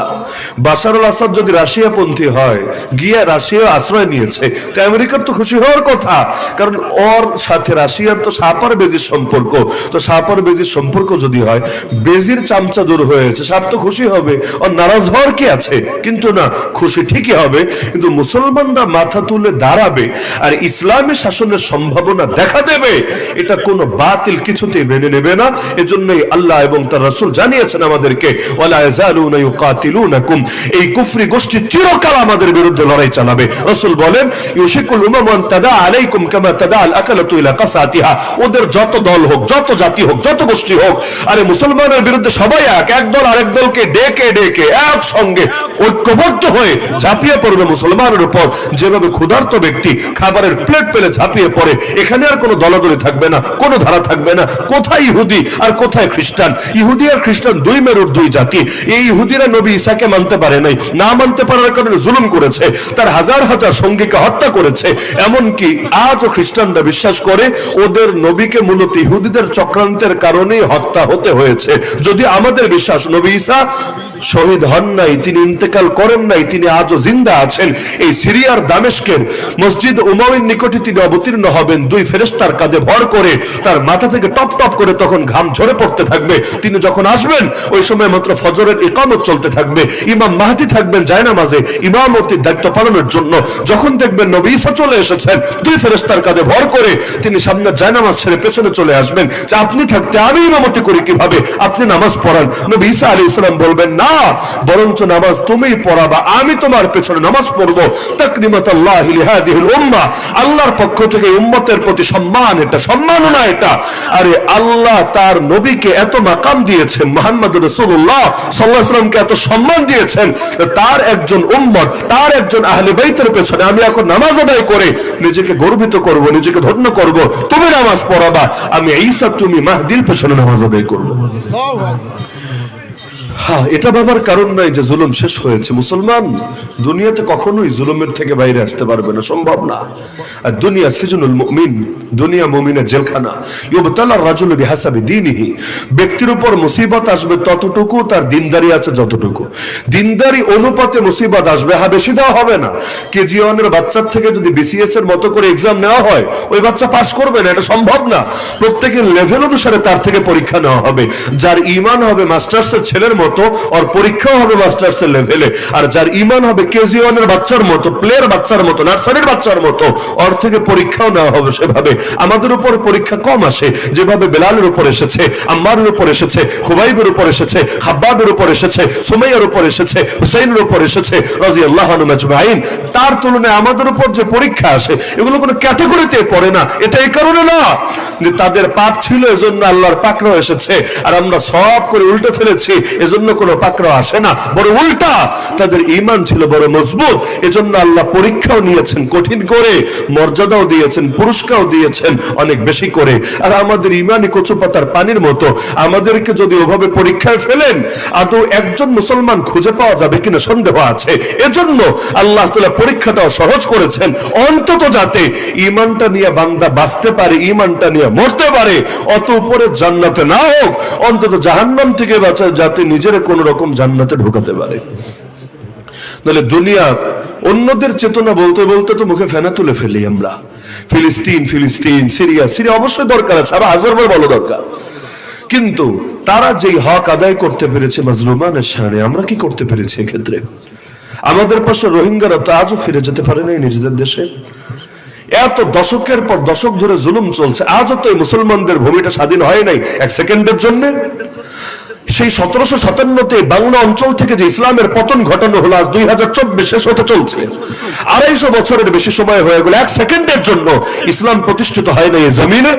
কাশ্মীরের মুসলমানদের সংকট চলছে 50 বছরের বেশি সময় ধরে, আজও পর্যন্ত এর কোনো কার্যকর সমাধান করা হয় নাই। এখন তো সাংবাদিকদেরও ঠিক মতো ঢুকতে দেয় না, এই পরিমাণ জুলুম করে। বিশ্ব মিডিয়ায় যাতে এটা না আসে, কারণ আসলে ওরা নিজেদের মুখ দেখাতে পারবে না। তা আমরা আমাদের অঞ্চলের মাজলুমদের চোখের পানি তো মুছতে পারলাম না। 14 কোটি মুসলমান অন্তত থাকে যেই দেশে, কারণ মোট নাগরিক যদি ধরে 18 কোটি, মুসলমান আছে নাকি প্রায় 90%। প্রথম আলো তো লেখে প্রায় 90% মুসলমান, তাও সংখ্যাটা 14 কোটির বেশি হবে, তাও ধরলাম 14 কোটি ধরলাম। 14 কোটি মুসলমান থাকে যেই দেশে, ওই দেশে নাকি 1400 আলেমকে নিয়ে বছরের পর বছর নির্মম নির্যাতন করতে পারে। 14 কোটি মুসলমান থাকে যেই দেশে, ওই দেশে নাকি নবীরা গালিগালাজ করতে পারে। 14 কোটি মুসলমান থাকে যেই দেশে, ওই দেশে আজও নাকি পতিতলায় খোলা থাকে। 14 কোটি মুসলমান থাকে যেই দেশে, ওই দেশে নাকি মদের বারে লাইসেন্স দেওয়া হতে পারে। 14 কোটি মুসলমান থাকে যেই দেশে, আর ওই দেশের মধ্যে পর্যন্ত বেহায়াপনা, বেলাল্লাপনা ব্যাপক করতে করতে শরীফে পর্যন্ত শরীফা বানানো ধান্দা করতে পারে। 14 কোটি মুসলমান থাকে যেই দেশে, ওই দেশে হিন্দুত্ববাদীরা প্রকাশ্যে দিনে দুপুরে ভিডিও ফুটেজ থাকে। এইরকম হালতে আমাদের ভাইদেরকে পিটিয়ে পিটিয়ে শহীদ করতে পারে। তাহলে এত মুসলমান থাকার অর্থটা কি, এর সুবিধা কি? যেই সময় 313 ছিলাম, ওই সময় তো কুফরি শক্তি কোমর সোজা করে দাঁড়াতে পারে নাই। আর 14 কোটি হয়ে লাভটা হলো কি? সংখ্যায় তো বাড়লাম, কোয়ালিটি তো বাড়লো না। সংখ্যায় তো বাড়লাম, ইসলামের জন্য কিছু তো করতে পারলাম না। আমি আগে, ইসলাম পরেই হয়ে গেছে চেতনা। আর সাহাবীদের চেতনা ছিল ইসলাম আগে, আমি পরে, আমি বাঁচলে বাঁচবো, মরলে মরবো, কিন্তু আয়াম কুসুদ্দিন ওয়ানা হাই, আমি বেঁচে থাকতে ইসলামের মধ্যে এতটুকু ত্রুটি ঢুকবে হতেই পারে না। হাত থেকে খাবার পড়ে গেছে, খাবার উঠিয়ে খাবেন, লোকে বলছে আরে আরে এটা রাজার দরবার, এখানে পড়ে যাওয়া খাবার উঠায় খেলে লোকে বলবে ফকিন্নির পুত, জীবনে ভালো খাবারে চোখে দেখে নাই। চিৎকার করে বলছে আতরুকু সুন্নাত হাবিবি লিহাউলাইল হুমাকা, আরে 2 পয়সার গর্দবদের জন্য আমি আমার হাবিব সাল্লাল্লাহু আলাইহি ওয়াসাল্লামের সুন্নাত ছেড়ে দেব নাকি? কে কি বললো আর না বললো তাতে কি আসে যায়? আমাকে তো আমার নবীজির সুন্নাত আঁকড়ে থাকতে হবে। তো আল্লাহ তাআলা পরীক্ষা নেন, এক এক জামানে এক এক ভাবে নেন। কখনো দিয়ে নেন, কখনো না দিয়ে নেন। কখনো শুকরিয়ার পরীক্ষা নেন, কখনো সবরের পরীক্ষা নেন। আল্লাহ নবীর মক্কা জিন্দেগি দেখেন, পুরোটাই সবরের পরীক্ষা। মাদানী জিন্দেগি দেখেন, বিশেষ করে মক্কা বিজয়ের পরে অনেকাংশে শুকরের পরীক্ষা। আবু হুরায়রা রাদিয়াল্লাহু আনহু একদিন কেঁদে ফেলছেন। কেন? তিনি বলেন আমি সে আবু হুরায়রা ক্ষুধার জালে অজ্ঞান হয়ে রাস্তার পাশে পড়ে থাকতাম। লোকে এসে দেখে ভাবতো মৃগী রোগী, মৃগী রোগী। আর আল্লাহ আজকে আমাকে আবু হুরায়রাকে এত দেওয়া দিয়েছে, আমি নাক মুছি যে রুমাল দিয়ে সেটাও রেশমের তৈরি রুমাল। তো এক সময় কি ছিলাম আর আজ কি হয়ে গেলাম, আফসোস করতেন অনেক সাহাবী। জাহেরে আল্লাহ তো আমাদেরকে দুনিয়াতে অনেক কিছু দিয়ে দিলেন, না জানি এর জন্য আখিরাতের সওয়াব কমে যায়। কারণ আমাদের কোন কোন সাথী দুনিয়া থেকে চলে গিয়েছে এমন ভাবে দুনিয়ার একটা নেয়ামত ভোগ করে যেতে পারে নাই। যেমন মুসআব বিন উমাইর রাদিয়াল্লাহু আনহু যেদিন ইসলাম গ্রহণ করেছেন তার আগ পর্যন্ত আরবের সবচাইতে বিলাসী তরুণ, তার মতো দামি পোশাক, দামি বাহন, দামি সুগন্ধি দ্বিতীয় কেউ ব্যবহার করতে পারে নাই। কিন্তু যেদিন ইসলাম গ্রহণ করেছেন ওই যে জুলুম শুরু হয়েছে, অবশেষে উহুদের ময়দানে যখন শহীদ হলেন, তাকে কাফনের কাপড় পরানোর মতো একটা কাপড়ের ব্যবস্থা হয় নাই। গায়ে যে জামা ছিল সেটা দিয়েও দাফন করা হয়েছে, কিন্তু সেটাই এতটা শর্ট ছিল, মাথা ঢাকলে পা খুলে যাচ্ছিল, পা ঢাকলে মাথা খুলে যাচ্ছিল। আল্লাহ নবীজি শেষ পর্যন্ত বললেন, তোমরা আমার মুসাবের মাথাটাই ঢেকে দাও, পা খোলা থাক, পায়ের উপর ইযখির নামক ঘাস বিছায় দাও, কাপড় যেহেতু নেই কি বা করার আছে। এই মুসআব বিন উমাইর দুনিয়া থেকে চলে গেলেন, এক খণ্ড সম্পূর্ণ কাফনের কাপড়ও তার সঙ্গে গেল না। তো সাহাবীরা আফসোস করতেন যে তার তো পুরো প্রতিদানই বাকি রয়ে গেছে আল্লাহর কাছে, আমরা তো অনেক কিছু পেলাম দুনিয়াতে, না জানি এর জন্য আমাদের আখিরাতের প্রতিদানটা হালকা হতে থাকে। বাস্তবতা এটাই, মুসলমান যতদিন দুনিয়াতে অভাবে ছিল, কষ্ট করেছিল, ততদিন পর্যন্ত গায়রুল্লাহ এবং বাতিল আর তাগুত পারে নাই তাদের গলায় গোলামির জিনজির পরাতে। কিন্তু যেই সময় দুনিয়া পেয়ে গেল, প্রিমিয়াম জীবনে অভ্যস্ত হলো, লাক্সারিয়াস লাইফে অভ্যস্ত হলো, ওই সময় আল্লাহর থেকে এমন ভাবে দূরে সরতে লাগলো, একটা বাড়ি রক্ষায়, একটা গাড়ি রক্ষায়, জীবনের কিছু সৌন্দর্য রক্ষায় আল্লাহর দিনকে পর্যন্ত কোরবান করে দিল। মূল ঝামেলাটা এখানে। ইন্ডিয়ার বড় এক অফিসার, যে কিনা এক সময় কিছুকাল আগে রিটায়ার্ডে আসার আগে নরেন্দ্র মোদীর যে তাকে স্পেশাল ভাবে যেন নিরাপত্তা দেয় এর মধ্যে একজন ছিল। তাকে একটা ইন্টারভিউতে জিজ্ঞাসা করছে সাংবাদিক, আপনারা একটু ঘাটাঘাটি করলে পেয়ে যাবেন, জিজ্ঞাসা করছে যে আফগান জাতির আসলে কি আছে, এদেরকে কেউ হারাতে পারে না কেন? সোভিয়েত আর্মি দুনিয়ার শ্রেষ্ঠ একটা আর্মি ছিল, বিশেষ করে ওদের স্পুতনাজ বাহিনী তো সারা দুনিয়া এক নামে নাম করা। আরে পৃথিবীর কোন সভ্য জাতি এদের মোকাবেলা করবে এটা কল্পনা করা অসম্ভব ছিল। এরপর ইউএস আর্মির চাইতে আপডেট ট্রেনিং কে দেয়, কারা দেয়? এদেরকে পর্যন্ত হারিয়ে ছাড়লো। শুধু এক ইউএস না, পুরো ন্যাটো জোট, পুরো পশ্চিমা জোটকে একেবারে 19 বছর নাকানি চুবানি খাইয়ে রেজাল্ট জিরো নিয়ে তাদেরকে দেশ ছাড়তে বাধ্য করলো। কি আছে এদের ভেতরে? এদের ট্রেনিং কি ওদের চাইতেও বেশি? এদের পাওয়ার কি ওদের চাইতেও বেশি? এদের তো অ্যাটম পাওয়ারও নাই, আর এদের তো একটা জঙ্গি বিমানও নাই, একটা ফাইটারও নাই, ঠিকঠাক মতো ড্রোন আছে কি? এরা মোকাবেলা করে কিভাবে? জিজ্ঞাসা যারা করলো, সে যে মুসলমান এমন না, সে একজন হিন্দু এবং নরেন্দ্র মোদীর নিরাপত্তার দায়িত্ব পালন করেছে, সে ইসলামের প্রতি টান নিয়ে জবাব দিবে বিষয়টা এমন না, সে তার জায়গা থেকে জবাব দিয়েছে। সে বলছে আসলে বিষয় হলো, উদাহরণ দিয়ে বোঝাচ্ছে যে আমি যখন ট্রেনিং করতাম, নিজের কথা বলছে, আমি যখন ট্রেনিং করতাম রাতে যদি আমাকে বলা হতো যে সকালে ঘুম থেকে উঠে তোমাকে 5 কিলো দৌড়াতে হবে, তাহলে আমার মেন্টালি প্রিপারেশন এভাবেই থাকতো। আমি সকালে উঠে যখন 5 কিলো দৌড়াতাম স্বাভাবিক লাগতো, কিন্তু এরপর যদি আমারে বলা হতো যে আরো 1 কিলো বেশি দৌড়াও, ওইটা আমার জন্য বেশ টাফ হয়ে যেত, শরীর ছেড়ে দিত। 5 কিলোর জন্য আমার শরীর মানসিকভাবে প্রস্তুত ছিল, 5 কিলো পর্যন্ত শরীর সাপোর্ট দিত, কিন্তু 5 শেষ শরীরও এবার শিথিল হচ্ছে, ঢিল হচ্ছে, বাকিটা আমার কাছে বড় চাপ মনে হচ্ছে। আর বলছে যদি আমার রাতের বেলা বলে দেওয়া হতো না 20 কিলো দৌড়াতে হবে, আগামীকাল দৌড় 20 কিলো, তাহলে আমার মানসিক প্রস্তুতি 20 কিলোর জন্যই থাকতো। ঘুম থেকে উঠতাম, রেডি হয়ে ব্যাস 20 কিলো দৌড়াতাম, এইটা স্বাভাবিক লাগতো। এরপর যদি 21 কিলো দৌড়াতে বলো, ওইটা আমার কাছে টাফ হয়ে যেত, শরীর ছেড়ে দিত, ওইটা বড় বড় কষ্ট হতো। তো বললো বড় একটা বিষয় হলো যে মানুষের দেহ পরিচালিত হয় তার মানসিকতার দ্বারা, মানসিক প্রস্তুতি যেমন হয় শরীরও সেটা বহন করে নেওয়া সহজ হয়। বললো আমরা যখন যুদ্ধ করি আমরা আগে ধারণা নেই, রেকি টেকি করে বিভিন্ন ভাবে যে আমাদের শত্রুদের প্রস্তুতি এইরকম এইরকম আমাদের মোকাবেলা করতে হবে। যদি এর চাইতে ভারী কিছু হয়ে যায় তাহলে তখন দেখা যায় মনোবলটা ভেঙে যায়। এই যে মাত্র 12 দিনে, তার কথার সাথে আমি অ্যাড করছি দুইটা উদাহরণ আর কি, এই যে মাত্র 12 দিনের মধ্যে বাশার আল আসাদের পতন ঘটলো, কিভাবে সম্ভব? 50 বছরের অধিক সময়ের রাজত্ব, একেবারে সে 1971 থেকে, বাংলাদেশেও যেমন ওদেরও এমন, একেবারে শুরু হলো 2024, এত দীর্ঘকালের রাজত্ব মাত্র 12 দিনে কিভাবে শেষ হয়? এটাকে তাসের ঘর নাকি যে ধাক্কা একটা দিয়েছে আর মুহূর্তের মধ্যে ভেঙে পড়েছে? এটা তো সম্ভব না। কিভাবে হলো? বড় একটা কারণ হলো আর্মি তার সাহায্য পরিহার করেছিল। দামেস্কে ঢুকলো কিভাবে? কোন রকম উল্লেখযোগ্য প্রতিরোধ ছাড়াই।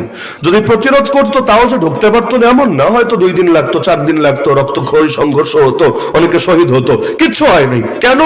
কারণ আর্মির মনোবল আগেই নষ্ট হয়েছে। একে তো দেখছে যে হারে তারা বিজয়ী হচ্ছে, বেশিক্ষণ টিকে থাকা যাবে না। এখন যতই লড়াই বেশি করবে অতই ওদের জন্য পরবর্তী পরিণতি ভয়ঙ্কর হবে। সরকার নয় তো সরকার প্রধান পালায়া যাবে, ওরা তো সবাই পালাতে পারবে না, ওদের পরিণতি কি হবে? আর 2 নম্বর কারণ, ওরা দেখছে যে সরকারি রেজিম ইতিমধ্যে ব্যর্থ প্রমাণিত হয়েছে। একে তো দুর্নীতি, দুঃশাসন, অব্যবস্থাপনা, জুলুম সব তা আছেই, আর তার মধ্যে ওরা ইতিমধ্যে একটা ফেইলার শাসকে পরিণত হচ্ছে, যারা কোন রকম টিকে আছে, একসময় না একসময় পতন ঘটবেই। তো সামরিক বাহিনী যদি কাউকে সঙ্গ না দেয়, রাজনৈতিক পাওয়ার নিয়ে কতক্ষণ টিকে থাকবে? রাজনীতি টিকে থাকবে পাওয়ারের উপর ভর করে। যার পাওয়ার আছে তার পদের দাম আছে। আপনারা একদম সবচাইতে বড় পদ দিয়ে রাখবো, পাওয়ার দিব না, কি লাভ হবে? যেমন বাংলাদেশের প্রেসিডেন্ট পদটা সবচাইতে বড় পদ, প্রধানমন্ত্রীও তার সামনে কিছু না, সবচাইতে বড় পদ। আমেরিকা চালায় কে? প্রেসিডেন্টই তো চালায়, প্রেসিডেন্সিয়াল ডেমোক্রেসি তো সেখানে। কিন্তু এই জাতীয় দেশে প্রেসিডেন্টের কতটুকু দাম আছে? তারে বরং নিয়োগ দেয় প্রধানমন্ত্রী এবং আনুগত্য করতে হয় তার দৌড় হলো ফিতা কাটবে, কিছু লিখিত বক্তব্য পাঠ করবে। ওই যে আব্দুল হামিদ ছিল মাঝে মাঝে দুষ্টমি করে বলেই দিত, আমার কি বা করার আছে, যা লিখে দিয়েছে হুবহু আমার সেটা পাঠ করতে হবে। তো দেখা যায় যে পদ যদিও সবচাইতে বড়, কিন্তু পাওয়ার জিরো। সংসদীয় ধারার গণতন্ত্র, আবার এখানেও ক্ষমতা কেন্দ্রীয়করণ করতে করতে, এককেন্দ্রিক করতে করতে এমন অবস্থায় উপনীত করেছে যে পদ তো আছে, পাওয়ার নাই। পদ যদি থাকে, পাওয়ার না থাকে, কোনো লাভ হয় না। তাহলে এই যে দেখা যাচ্ছে যে আর্মি তার সাহায্য ছেড়ে দিয়েছে, পালাতে বাধ্য হয়েছে। সাহায্য ছাড়লো কেন? মনোবল নষ্ট হয়ে গিয়েছে। একইভাবে দুনিয়ার বহু জায়গায় দেখবেন এই পরিণতি হয়েছে। এমনকি একটা যুদ্ধের কথা শুনে, খালেদ বিন ওয়ালিদের নাম শুনেছেন? আমার তো মনে হয় না এমন কেউ আছেন যে তার নাম শোনেন নাই। ইসলামের ইতিহাসে সবচাইতে বড় সেনাপতিকে যদি প্রশ্ন করি, যার নাম সবার আগে আসবে এই উম্মতের মধ্যে, সবার আগে আসবে, তিনি এই খালেদ বিন ওয়ালিদ রাদিয়াল্লাহু তাআলা আনহু। এক যুদ্ধে তিনি নেতৃত্বের দায়িত্ব পেলেন, কিন্তু এমন সময় যখন ইতিমধ্যে 3 জন সেনাপতি শহীদ হয়েছে, একে একে 3 জন শহীদ, এবং এমন একটা গুরুতর অবস্থা, এখানে যুদ্ধ করে জয়ী হবে তো দূরের কথা, প্রাণ নিয়ে ফিরে আসাটাই ডিফিকাল্ট ব্যাপার। কিভাবে ফিরে আসবে বুঝে আসছে না। এবং এমন একটা হাল, যুদ্ধ যদি একটু লং টাইম পর্যন্ত চলে, মুসলমান কচু কাটা হবে, কচু কাটাও, অস্তিত্বই বাকি থাকবে না। তিনি দায়িত্ব পেয়ে প্রথমে চিন্তা করলেন যে মুসলমানদেরকে আগে কৌশলে এখান থেকে, ময়দান থেকে পিছে সরিয়ে নিয়ে আসতে হবে। এরপর সবাইকে আবার প্রস্তুত করে আবার একেবারে খেলাফতের রাজধানীতে গিয়ে বাহিনীকে মজবুত করে তারপর সেকেন্ড টাইমে লড়াই করতে হবে, এখানে নিরাপদে বের করতে হবে। কিন্তু বের করবে কিভাবে? যদি বলে সবাই পালাও, সবাই পেছনে আসো, ওই পেছন থেকে এমন ভাবে তীর মারবে, এমন ভাবে বর্ষা মারবে, আর কারো ফিরে আসা লাগবে না, জায়গায় মরে যাবে। কাফেরের সংখ্যা বহু বেশি, কয়েক লাখ, এরা মাত্র কয়েক হাজার, কতক্ষণ টিকে থাকতে পারবে? তিনি এসেই একটা কাজ করলেন, জাস্ট একটা কাজ। তিনি বললেন যে বাহিনীতে সামনে যারা আছে এদেরকে পেছন নিতে হবে, পেছনে যারা আছে এদেরকে সামনে আনতে হবে। তবে এটাও সহজ ব্যাপার না, কারণ যুদ্ধ তো রানিং, লড়াই চলছে, তীর তরবারি বর্ষার আঘাত চলছে। এর মধ্যে কৌশল একটু একটু একটু করে ওই সামনের লোকগুলোকে ধীরে ধীরে পেছনে আনলেন, পেছনের গুলোকে সামনে নিলেন। ফলাফল কি হলো? ওরা পুরোই ভেবাচাকা খেয়ে গেল, কারণ এই ফুল যুদ্ধ চলছে, থামাথামের সুযোগ নাই, একেবারে ফুল কোপাকুপি, অস্ত্রের আঘাত, ঝঞ্ঝনানি। এর মধ্যে নতুন করে এই মুখগুলো আসলো কোত্থেকে? নাম না জানলেও কতক্ষণ চেহারা দেখলে কিন্তু একটা আইডিয়া হয় যে আমি আপনাদের কারো নাম জানি না, একজনেরও না, কিন্তু এতক্ষণ ধরে সামনে যাদেরকে দেখছি এদের কিন্তু আইডিয়া হয়ে গেছে, চেহারাগুলো চেনা। ওই পেছনে যারা আছে, আলো যেহেতু অত স্পষ্ট না, আমি এই চেহারাগুলো বুঝতে পারছি না। এদেরকে হঠাৎ করে সামনে নিয়ে আসলে আমার কাছে কেমন কেমন লাগবে, কি এরা কারা, এদের তো এতক্ষণ দেখি নাই। তো পুরা রোমকরা একটা গোলক ধাঁধায় পড়ে গেল। তারা মনে মনে ভাবলো, মনে হয় সাহায্যে নতুন বাহিনী এসেছে। ওই যুগে তো এত রাডার মার্ডারও নাই, এত স্যাটেলাইটও নাই, এত আধুনিক মাধ্যমও নাই। ওরা তো জানেন এদিকে তো যুদ্ধের মনোযোগ। ওরা ভাবছে নতুন লোক আসলো কোত্থেকে? বুঝেছি, সাহায্যে নতুন বাহিনী এসেছে, ওদেরকে যুদ্ধে লাগিয়ে আগের গুলোকে রেস্টে পাঠিয়েছে, আবার এগুলো ক্লান্ত হলে এগুলোরে পাঠাইয়া ওইগুলোরে আনবে। আসলে সাহায্যে কেউ আসে না, লোক আগের গুলাই, খালি একটু জায়গা পরিবর্তন করেছে, ডানেরটা বামে, বামেরটা ডানে, পেছনেরটা সামনে, সামনেরটা পেছনে। ওরা এতটাই চিন্তায় পড়লো এখন কি হবে। আচ্ছা, নতুন বাহিনী যদি আসে, কয়জন? 1000 না 2000, 1 লাখ না 2 লাখ? আমরা কি এখন লড়াই করবো না একটু পিছপা হবো না কি করবো না করবো? এই চিন্তা করতে করতে খালিদ বিন ওয়ালিদ রাদিয়াল্লাহু আনহু ধীরে ধীরে পুরো বাহিনীটাকে নিরাপদে সরিয়ে আনলেন। উল্লেখযোগ্য ক্ষয়ক্ষতি ছাড়াই পুরো মুসলমান ওই পুরো কাফেলাটাকে নিশ্চিত হার থেকে বাঁচায় দিলেন। তো খালিদ বিন ওয়ালিদ রাদিয়াল্লাহু আনহু পুরো কাজটা করলেন কিভাবে? জাস্ট মনোবল, ওদের মনোবলটাকে ভেঙে দেওয়ার মাধ্যমে। তো এখন ওই অফিসারের কথা যারটা বলছিলাম, সে বলছে যে সামনে যখন সুনির্দিষ্ট টার্গেট থাকে, মানুষের মানসিক প্রিপারেশনটা ঠিক ওই অনুপাতে হয়ে থাকে। এবার বলল যে এই যে জাতি, আফগান জাতি, ওদের তো সুনির্দিষ্ট কোনো টার্গেটই নাই। ওরা জন্মেছেই লড়াই করার জন্য, চিরকাল খেলে লড়াই করে যায়। এখন সামনে কে আসলো না আসলো এইটা ওদের কাছে বিষয় না। ওরা লাক্সারিয়াস লাইফ অভ্যস্তই না। ওরা এমন লাইফ লিড করে, মানে যেই লাইফ এটা মানুষের জীবনে নেই। এই যুগে এসেও এমন কষ্ট করে। এই কাবুল বিজয়ের পর দেখা গিয়েছে আইসক্রিম খেয়ে খেয়ে একজন বলছে, খুব স্বাদ তো, জীবনে তো কোনোদিন খাই নাই, মজাই তো লাগে, খেতে তো ভালোই লাগে। একজন সোফায় বসে বলছে, সোফায় বসে আরাম তো, আমার জীবনে আমি কখনো সোফায় বসি নাই। একটা সেরা স্যান্ডেল পরে লড়াই করছে কার সাথে? ইউএস আর্মির সাথে, দুনিয়ার শ্রেষ্ঠতম এক আর্মির সাথে। তার মনোবল আছে বাস এতটুকুই। এমনকি ওদের মাধ্যমে শেষ নেই, আর কিচ্ছু নাই। ওই ছেড়ে একটা জুতা পায়ে দিয়ে আল্লাহর নামে ভরসা করে চালাচ্ছে আর চালাচ্ছে। তো যেহেতু এরা আরামায়েশে অভ্যস্তই না, এদের নতুন করে পাওয়ারও কিছু নাই, হারানোরও কিছু নাই। যা হারানোর সব হারিয়ে ফেলেছে, নতুন করে হারানোর কিছু নাই। আপনি শোক পেতে পেতে একসময় পাথর হয়ে যাবেন, তখন আর শোক আপনাকে ছোবে না। কেন জানেন? সবচাইতে বড় আঘাতগুলো পেতে পেতে শেষ। এখন আঘাত রে আর আঘাত মনে হয় না। একটা হালত হয় মানুষের এরকম। তো এখন যেহেতু তারা অভ্যস্ত হয়ে গেছে এটাতে, তাদের সামনে যেই আসুক এটা তাদের কাছে পাত্তা পায় না। পিঁপড়ে আসলেও যা, হাতি আসলেও তা। রাশিয়ান আর্মি আসলেও লড়াই, আবার ইউএস আর্মি আসলেও লড়াই। কেন? কয়েকশো বছর ধরে এরা লড়াই করছে, কয়েকশো বছর ধরে। ওই ব্রিটিশের সাথে লড়াই, এর আগে গৃহযুদ্ধ, এর আগে এভাবে দেখলে দেখবেন ওই মুয়াবিয়া রাদিয়াল্লাহু আনহু জামানা থেকে আজ পর্যন্ত এক শতাব্দী এমন খালি যায় নাই যে শতাব্দীতে আফগান জাতিকে লড়াই করতে হয় নাই। অল টাইম লড়াইয়ের উপর, আর আমরা অল টাইম আরামের উপর। তো দুই জাতির চিন্তা চেতনা একইভাবে হবে। এখনো আন্দোলন করলে দেখবেন বাংলাদেশে মিডিল ক্লাসকে কম পাওয়া যায়।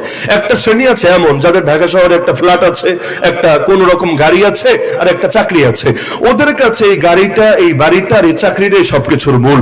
এমনকি রাস্তায় আন্দোলন হলে ওদের মেজাজ গরম হয়। আন্দোলন যে জন্যই হোক, যত যৌক্তিক হোক, কেন আজকে আমার অফিসটা মিস হবে, আজকে 1000 টাকা আমার মিস হবে, ওর কাছে ওর এতটুকুই মূল। এরপর দেশ থাকলো নাকি গোল্লায় গেল, এটা ওর কাছে মুখ্য বিষয় না। অপরদিকে গরিব মানুষ দেখবেন এরা সব ক্ষেত্রে আগে চলে আসতে এদের দ্বিধা কাজ করে না। ওই একটা বইয়ের মধ্যে একজন লিখেছিল যে দেখা যায় মালিক যদি নিজে গাড়ি চালায়, গাড়ি ড্রাইভ করে একভাবে করে, আর যদি ড্রাইভাররা দিয়ে গাড়ি চালায়, ড্রাইভার আরেক রকম চালায়। এটা আপনাদের অভিজ্ঞতা থাকার কথা। নিজে চালালে দেখবেন এমন সতর্কভাবে চালাচ্ছে, গতিও কম, দেখে শুনে আস্তে আস্তে অতিক্রম করছে। আর ড্রাইভার যদি হয় একেবারে ঝড়ের গতিতে 4G 5G, মানে মাঝে মাঝে মালিকের একেবারে পিত্ত চমকে ওঠে। কাহিনী কি? এভাবে শ্যাও শ্যাও করে ঢুকে যাচ্ছে। কাহিনী কি? কাহিনী হলো মানসিক ব্যাপার স্যাপার। মানুষের মানসিক অবস্থা যেমন হয়, তার বাহ্যিক অবস্থাটাও তেমন হয়। তো মুসলমান যখন গরিব ছিল, মানসিক অবস্থা এমন ছিল, আমাকে লড়তে হবে আল্লাহর আদেশ পালন করার জন্য। সামনে কে আসলো না আসলো দেখার বিষয় না। বিজয়ের মালিক আমি না, বিজয়ের মালিক আল্লাহ। আল্লাহ চাইলে বিজয় দিবেন, আল্লাহ বিজয় দিলেও খুশি, আল্লাহ শাহাদাত দিলে আরো বেশি খুশি। ইম্মা নাসর ইম্মা শাহাদা। বেশ লড়াই করতো। খালিদ বিন ওয়ালিদ এক বাহিনী নিয়ে গেলেন, খ্রিস্টান বাদশার বিরুদ্ধে লড়াই হবে। রুস্তম খ্রিস্টানদের সেনাপতি, সে বলল, কি রে খালিদ বিন ওয়ালিদ, কি নিয়ে আসলে? এগুলো কি ডাকাত দল? এই কয়জন নিয়ে এত লাখ লাখ মানুষের সাথে যুদ্ধ হয়, ব্যাপার কি? তোমরা কি সুইসাইড করতে এসেছো, যুদ্ধ করতে এসেছো? একটু ক্লিয়ার করো তো। খালিদ বিন ওয়ালিদ বললেন, আমার সাথী ভাইদেরকে দেখতে কম বলেই ধোকা খায়ও না। তোমাদের প্রতিটা সঙ্গী ময়দানে নামবে বাঁচার জন্য, আমার প্রতিটা মুজাহিদ ভাই ময়দানে নামবে শাহাদাতের সুধা পান করার জন্য। তো যেই জাতি মরতে নেমেছে আর যেই জাতি বাঁচার জন্য, বেতনের জন্য, চাকরির জন্য, প্রমোশনের জন্য নেমেছে, দুই জাতির মনোবল এক হবে কিভাবে? খালি লেগেই দেখো না, অবশেষে পরিণতি গোটা দুনিয়া দেখেছে। যখন আমেরিকা আক্রমণ করলো আফগানে, তখন আমিরুল মুমিনিন খলিফাতুল্লাহ ফিল আরদ আল মুল্লা মুহাম্মদ ওমর বলেছিলেন যে আল্লাহ একটা ওয়াদা দিয়েছেন আমাদেরকে। আর জর্জ ডব্লিউ বুশ তখন ছিল ক্ষমতায়, ওয়াদা দিয়েছে আরেকটা আমাদেরকে।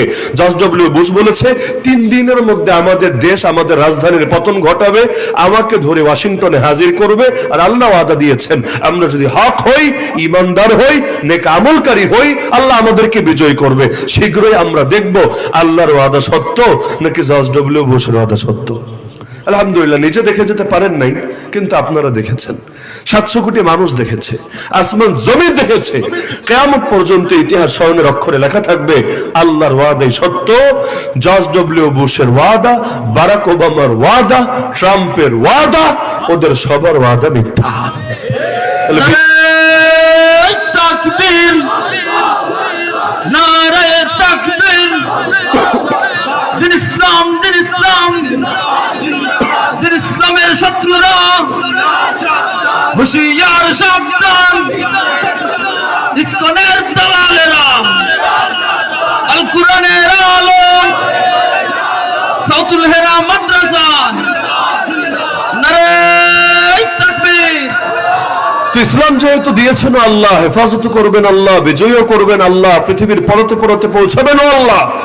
আল্লাহ রাসূল কবে এসেছিলেন মংলাবাজার? কবে এসেছিলেন সিলেট? কবে এসেছিলেন বাংলাদেশ? কিন্তু আল্লাহ চেয়েছিলেন এই ইসলাম এই সিলেটেও পৌঁছবে, সারা দুনিয়ায় পৌঁছবে। তো যার কারণে আজ ঠিকই পৌঁছেছে আলহামদুলিল্লাহ। আমাদের চারদিকে দেখবেন মুশরিক আর মুশরিক। বাংলাদেশের চারদিকে তাকান না, দেখবেন অধিকাংশ খালি মুশরিক আর মুশরিক আর মুশরিক। মাঝখানে এত মুসলমান, 90% মুসলমান, কিভাবে সম্ভব? যদি এমন হতো আস্তে আস্তে আস্তে একেবারে মক্কা মদিনা থেকে আসতে রাস্তায় সব মুসলমান হয়েছে, সিরিয়ালে আমরাও হয়েছি, একটা ব্যাপার স্যাপার ছিল। আমাদেরও 14 পুরুষ ঘাটেন, দেখবেন অনেকের ষষ্ঠ পুরুষ, সপ্তম পুরুষ, অষ্টম পুরুষে গেলে মুসলমান নাই, অন্য ধর্মের লোক। আল্লাহ আপনারে মুসলমান বানিয়েছেন, শুধু মুসলমান না, ইসলামের টুকটাক খেদমতের তৌফিক দিয়েছেন। তো সবটা আল্লাহই করবেন, কাকে দিয়ে কি করাবেন তিনি ভালো জানেন। আল্লাহ কারে যে জামানার মোহাম্মদ বিন কাসেম বানাবেন, কারে সুলতান মাহমুদ গজনবী বানাবেন, আমাদের এগুলো নিয়ে চিন্তা করা কাজ না। আমাদের কাজ আল্লাহর ওয়াদার উপর ইয়াকিন রেখে আল্লাহ রাসূলের দেখানো পথে চলতে থাকা। দুনিয়া নিয়ে চিন্তা করে লাভ নাই, কপালে যা আছে তাই হবে। দুনিয়ায় জিতলেও লাভ, দুনিয়ায় হারলেও লাভ, কিন্তু আসল জায়গায় হারার কোনো সুযোগ নাই, সেখানে বিজয়ী হতে হবেই হবে। দুনিয়া শকরের পরীক্ষা দিলেও টিকে থাকতে হবে, সবরের পরীক্ষা দিলেও টিকে থাকতে হবে। এই যে সিরিয়া মনে হচ্ছে বিজয়ী হয়েছে, আসলে কিছু হয় নাই, এখনো চূড়ান্ত ধাপ বাকি আছে। মাত্র তো শুরু হলো, গৃহযুদ্ধ লাগার সমূহ আশঙ্কা আছে। গ্রুপ একটা না, বহু গ্রুপ লড়াই করেছে। এখন কে কার নেতৃত্ব মানবে? যদি মেনে নেয় আলহামদুলিল্লাহ, না হলে গৃহযুদ্ধের আশঙ্কা আছে। ইসরায়েল ওর পাশেই তো এই দেশ, ছেড়ে দিবে না এত সহজে, কারণ ওর পাশে আরেক মুসলমান দেশ থাকবে আর ও বসে আরামে ঘুমাবে, কিভাবে সম্ভব? এই যে লড়াই শুরু করেছে, কয়দিন চালাবে আল্লাহ ভালো জানে। আর শাম মানে সিরিয়া না, হাদিসে শাম নিয়ে বহুত ফজিলত আছে। আমি যদি শাম নিয়ে বয়ান শুরু করি, অন্তত 2 ঘন্টা দরকার শুধু হাদিসে যা আছে সেটা উল্লেখ করার জন্য। আল্লাহ নবীর স্পেশাল দোয়া আছে শামবাসীর জন্য, আল্লাহুম্মা বারিক লানা ফি ইয়ামানিনা, আল্লাহুম্মা বারিক লানা ফি শামিনা। হে আল্লাহ আমাদের ইয়ামানে বরকত দেন, আমাদের শাম অঞ্চলে বরকত দেন। শাম মানে কি? শামের অনুবাদ আবার অনেকে করে সিরিয়া, ভুল। শাম মানে সিরিয়া কে বলেছে আপনাকে? হিন্দ মানে যেমন শুধু ইন্ডিয়া না, ওই গাজওয়াতুল হিন্দ শব্দের অর্থ যেমন ইন্ডিয়া না, বরং পুরো অঞ্চলটা। আল্লাহ নবীর জামানায় হিন্দ বলতে কি বোঝাতো? তখন বাংলাদেশ নামে কোনো রাষ্ট্র ছিল না, পাকিস্তান নামে কোনো রাষ্ট্র ছিল না, তখন মিয়ানমার নামে কোনো রাষ্ট্র ছিল না। তখন হিন্দের যে এরিয়া ছিল, হাদিসের মধ্যে যখন হিন্দ শব্দ দেখবেন এই পুরো এরিয়ায় ধরতে হবে। তো শাম মানে নবীর জামানায় এগুলো আলাদা আলাদা ছিল না। শাম মানে 4টা দেশ, তখন 4টা দেশ মিলে ছিল একটা অঞ্চল, যেটার নাম ছিল শাম। যেমন নবীর যুগের ইরান, আজকের ইরান এক না। আপনি যখন হাদিসে পড়বেন পারস্য, পারসিক, তখন শুধু ইরান এতটুকু দেশ বুঝলে হবে না। নবীর জামানায় ইরান বা পারস্য এতটা বিস্তৃত ছিল, এর মধ্যে ইরান তো আছে, ইরাকও আছে, একেবারে মাওয়ারাউন নাহারে অনেক অঞ্চল আছে, খোরাসানের কিছু সাইড আছে, পুরো বিস্তৃত অঞ্চল জুড়ে তৎকালীন ইরান ছিল। এমনকি ইরানের ইস্পাহান এলাকা থেকে দাজ্জাল বের হবে। রাসূল বলেছেন 70,000 বা 40,000 ইহুদি তাকে সেখান থেকে রিসিভ করবে, তৈলাসা নদের বিশেষ চাদর পরিহিত অবস্থায়। তো আল্লাহ রাসূলের হাদিস বুঝতে চাইলে ওই যুগটা সামনে রাখতে হবে। তো শাম মানে কয় দেশ? 4 দেশ। 1 নম্বরে সিরিয়া, 2 নম্বরে ফিলিস্তিন, প্যালেস্টাইন, এই ফিলিস্তিন ও শাম। 3 নম্বরে আরবিতে বলে লুবনান, বাংলায় বলে লেবানন। 4 নম্বরে উর্দুন, আরবিতে বলে উর্দুন, বাংলায় বলে Jordan. Jordan, Lebanon, Syria, Palestine. Jordan, Lebanon, Palestine, Syria, এই 4 দেশ মিলে গঠিত শাম। আল্লাহ রাসূল হাদিসে বলেন, লা ইয়াজালু আহলুল গারব জাহিরিন হাত্তা তাকুম সাআ। কিয়ামত কায়েম হওয়া পর্যন্ত এই পশ্চিমের অধিবাসীরা বিজয়ী থাকবে। এই পশ্চিম মানে কি ইউরোপ না আমেরিকা, কোনটা? মুহাদ্দিসিনে কেরাম ব্যাখ্যা করেছেন, এই পশ্চিম ওই পশ্চিম না। নবীর জামানাতে আমেরিকা আবিষ্কারই হয়নি, ওই পশ্চিম কিভাবে উদ্দেশ্য হবে? এই পশ্চিম মানে হলো মদিনা থেকে যেটা পশ্চিমে, শাম শহর উদ্দেশ্য। তাহলে শামবাসীরা চিরকাল জিহাদের ময়দানে থাকবে এবং তারা হার জামানায় বিজয়ী হতেই থাকবে, হতেই থাকবে, যতদিন না কিয়ামত কায়েম হয়। লা ইয়াদুররুহুম মান খাযালাহুম, নবী বলেন কেউ তাদের ক্ষতি করতে পারবে না, যারা বিপক্ষে যাবে তারাও না, যারা অসহযোগিতা করবে সাহায্য পরিহার করবে তারাও না, বরং আল্লাহর নুসরতে তারা বিজয়ী থাকবেই থাকবে, সাহায্যপ্রাপ্ত থাকবেই থাকবে। তো আলহামদুলিল্লাহ আল্লাহ এই যুগে দেখিয়েছেন কেউ নাই পাশে। এই হামাসের পাশে কে দাঁড়িয়েছে? দূরে বসে মিছিল করলেই শুধু দাঁড়ানো হয় না, শুধু বিবৃতি দিলেই দাঁড়ানো হয় না। এই মিছিল মিটিং বিবৃতি সভা সমাবেশের বয়স 70 বছরের বেশি হয়েছে, কিন্তু আজও মাজলুমদের লড়াই শুধু মাজলুমদেরকে লড়তে হচ্ছে। লোকে আরো গালি দেয়, আরে ওদের পাশে ইরান কেন, ওদের পাশে শিয়া কেন? আরে তুই বা তাহলে সুন্নাত দাঁড়ালি না কেন? তুই যদি দাঁড়াতি তাহলে শিয়া পাশে গিয়ে দাঁড়ানো লাগতো না। হ্যাঁ, শিয়া দাঁড়িয়েছে তাতে কি? যদি ফেরাউন আর নমরুদের লড়াই হয় তো আমাদের সমস্যা না। ইন্নাল্লাহ লা ইউআইয়িদু হাযা দ্বীন বিরাজুলিল ফাজির, বুখারীর হাদিসে আছে আল্লাহ ইসলামকে কখনো পাপিষ্ঠ লোকের দ্বারা শক্তিশালী করেন। আল্লাহ কখন যে কার দ্বারা কি করবেন তিনি সেটা ভালো জানেন। তাহলে দেখা যাচ্ছে যে দুনিয়ার মধ্যে সবরের একটা পরীক্ষা যাচ্ছে এবং এই পরীক্ষার মোটামুটি শেষ প্রান্তে আমরা চলে এসেছি। শেষ প্রান্তে কেন বললাম জানেন? হাদিসের মধ্যে আছে আল্লাহ তাআলা প্রতি শতবর্ষে এমন লোকদেরকে পাঠিয়ে দেন যারা দ্বীনের তাজদীদ করেন, দ্বীনের সংস্কার করেন। আলা রাসি কুল্লি মিআতি সানা মান ইউজাদ্দিদু লাহা দীনাহা। তো এখন খেলাফত পতন হয়েছে 100 বছর ছাড়িয়ে গেছে। হিজরি হিসাব করলে 100 বছর বহু আগে ছাড়িয়েছে। এমনকি ইংলিশ খ্রিস্টীয় বর্ষ হিসাব করলেও 100 বছর হয়ে গেছে। তো বিগত শতাব্দী ছিল আমাদের মায়ের খাওয়ার শতাব্দী। খালি মায়ের খেয়েছি আর খেয়েছি, সারা দুনিয়া জুড়ে রক্ত দিয়েছি। তবে আলহামদুলিল্লাহ বিগত শতাব্দীতে বামদের একটা পতন হয়েছে। দুনিয়া থেকে বাম আদর্শ নাই, আজকে নাই। আজকে যেগুলো বাম নামে চলে এগুলো অর্ধেক ডাইন হয়ে গেছে। ওদের বাম আদর্শ শেষ, রাশিয়াই নেই, চীনেই নেই, এইখানেই পুঁজিবাদী হয়ে গেছে অনেকটা। তাহলে থাকবেটা কোথায়? দুনিয়া সব জায়গা খিচুড়ি। বাংলাদেশের বামদের দেখেন না কি যে বলবে আর কি বলবে না, কি যে করবে আর কি করবে না। ওই বরকতি ধারা টিকায় রাখতে হবে তাই টিকায় রেখেছে। বাংলাদেশে কিছু বেদাতি এমন আছে, ওরা খুব ভালো করে জানে যে কাম করে বেদাত, কোনো দলিল দিয়ে প্রমাণ করতে পারবে না, তাও ছাড়ে না। কেন? বাপদাদার ব্যবসা, বিনা পুঁজির ব্যবসা, ছাইরা দিলে খাবে কি? যেটা দিয়ে চলছে চলুক না, কোন রকম বোঝে। একান্তে যদি বসা হয় কোথাও চায়ের টেবিলে স্বীকারও করে না ভাই বুঝি, কিন্তু এই একটা বিষয় একটু ছাড় দেওয়া যায় না আমাদেরকে? বাকি বিষয় আছি একসাথে আছি, ঐক্য নিয়ে চলবো। একটা বিষয় একটু নজরআন্দাজ করেন না কেন? ওরাও ভালো করে জানে বিজনেস, তো বিজনেস এত সহজে ছাড়া যায় না। তো বামরাও বাংলাদেশে বিজনেস করে, করুক গিয়া, কিন্তু আদর্শ নিয়ে কেউ টিকে থাকতে পারছে না, কারণ ওই আদর্শ আধুনিক জামানায় প্রযোজ্যই হবে না। তো বিগত শতাব্দী ছিল বামদের পতনের যুগ। এই শতাব্দী শুরু হয়েছে ইনশাআল্লাহ সাম্রাজ্যবাদী এই যে আমেরিকা এবং তার পশ্চিমা আদর্শ, এই ইহুদিবাদী আদর্শ নিয়ে ওয়ার্ল্ড অর্ডার আর হিন্দুত্ববাদীদের পতনের যুগ ইনশাআল্লাহ। দেশে দেশে পলাতকদের তালিকা দীর্ঘ থেকে আর দীর্ঘ হচ্ছে। শ্রীলঙ্কায় পলায়ন হলো, এরপর আফগানিস্তানের প্রেসিডেন্ট আশরাফ ঘানি হেলিকপ্টারে করে বস্তা বস্তা টাকায় নিয়ে এই বেটাও পালালো। আমাদের দেশেরটা নাই বলি, আমাদের দেশেরটা বাদই দিলাম, যৌতুক ছাড়াই পালায় গেল। আবার দেখা গেল এখন এসে এই সিরিয়ার মধ্যে পালাতে শুরু হলো। আমার টার্গেট আছে, বিশ্বাস আছে, কয়েকদিনের মধ্যে মিশরও পালাবে ইনশাআল্লাহ। জেনারেল সিসি নামে তো সুন্দর, সিসি আমরা আর কি বলবো, এই সিসিও পালাবে ইনশাআল্লাহ। এভাবে একে একে দেখবেন পলাতকদের তালিকা দীর্ঘ হবে। যদিও পালায় এক একটা এক এক দেশে থাকে, সবাই একসঙ্গে থাকলেও তো হতো, নিজেরা আরেকটা দেশ বানায় নিত, দেশ অফ পলাতক এই টাইপের একটা নামটা দিয়া ওরা নিজেরা হয়ে যেত, খারাপ ছিল না। এই আইডিয়াটা এখনো হয়তো মাথায় আসে নাই। তো এখন যাই হোক, এই শতাব্দী জালেমদের পলায়নের যুগ, এই শতাব্দী মাজলুমানের জাগরণের যুগ। তাহলে সুতরাং এখন কি আমাদের বসে থাকা উচিত, না প্রত্যেকের নিজের সাধ্য অনুসারে দ্বীনের জন্য সর্বোচ্চটুকু করা উচিত? এখন তো অন্তত ইয়াকিন হয়েছে বিজয় আসলে আল্লাহরই হাতে, আল্লাহরই হাতে। আল্লাহ বিজয় দিবেন যদি বান্দা হক পথে থাকে, সরল সত্য পথে থাকে, আল্লাহর ওয়াদার উপর ইয়াকিন রেখে নবীর দেখানো তরিকায় চলে। সুতরাং আমাদের ডাইনে বামে সামনে পেছনে তাকানোর এত দরকার নাই। গায়রুল্লাহরে ভয় করে আল্লাহর বিধান ছাড়ার কোনো দরকার নাই। না আমেরিকার হাতে বিজয়, না মোদির হাতে বিজয়, না ইসরায়েলের হাতে বিজয়। বিজয়ের মালিক একজন, তিনি কে? আল্লাহ। সুতরাং আসেন প্রত্যেকে নিজের সাধ্যের সর্বোচ্চটুকু দিয়ে আল্লাহর দ্বীনের জন্য কিছু করার চেষ্টা করি। নিজের জান, নিজের মাল, নিজের সবকিছু দিয়ে এতটুকু সম্বল অন্তত অর্জন করি যেটা কিয়ামতের দিন আল্লাহকে দেখাতে পারবো, আল্লাহ যদি এমন নামাজ পড়তে পারি না যেটা তোমাকে দেখানোর মতো, এমন ইবাদত করতে পারি না যেটা তোমার সামনে হাজির করার মতো, কিন্তু দেখো আমার গায়ের এই দাগগুলো তোমার দ্বীনের জন্য এসেছে, আমাকে তোমার দ্বীনের জন্য এই কোরবানি দিতে হয়েছে। আল্লাহ যদি ওসিলায় মাফ করে আলহামদুলিল্লাহ সুম্মা আলহামদুলিল্লাহ, এটাই আমাদের জন্য বড় কিছু হবে। যার সাথে যার মহব্বত, তার সাথে তার কিয়ামত।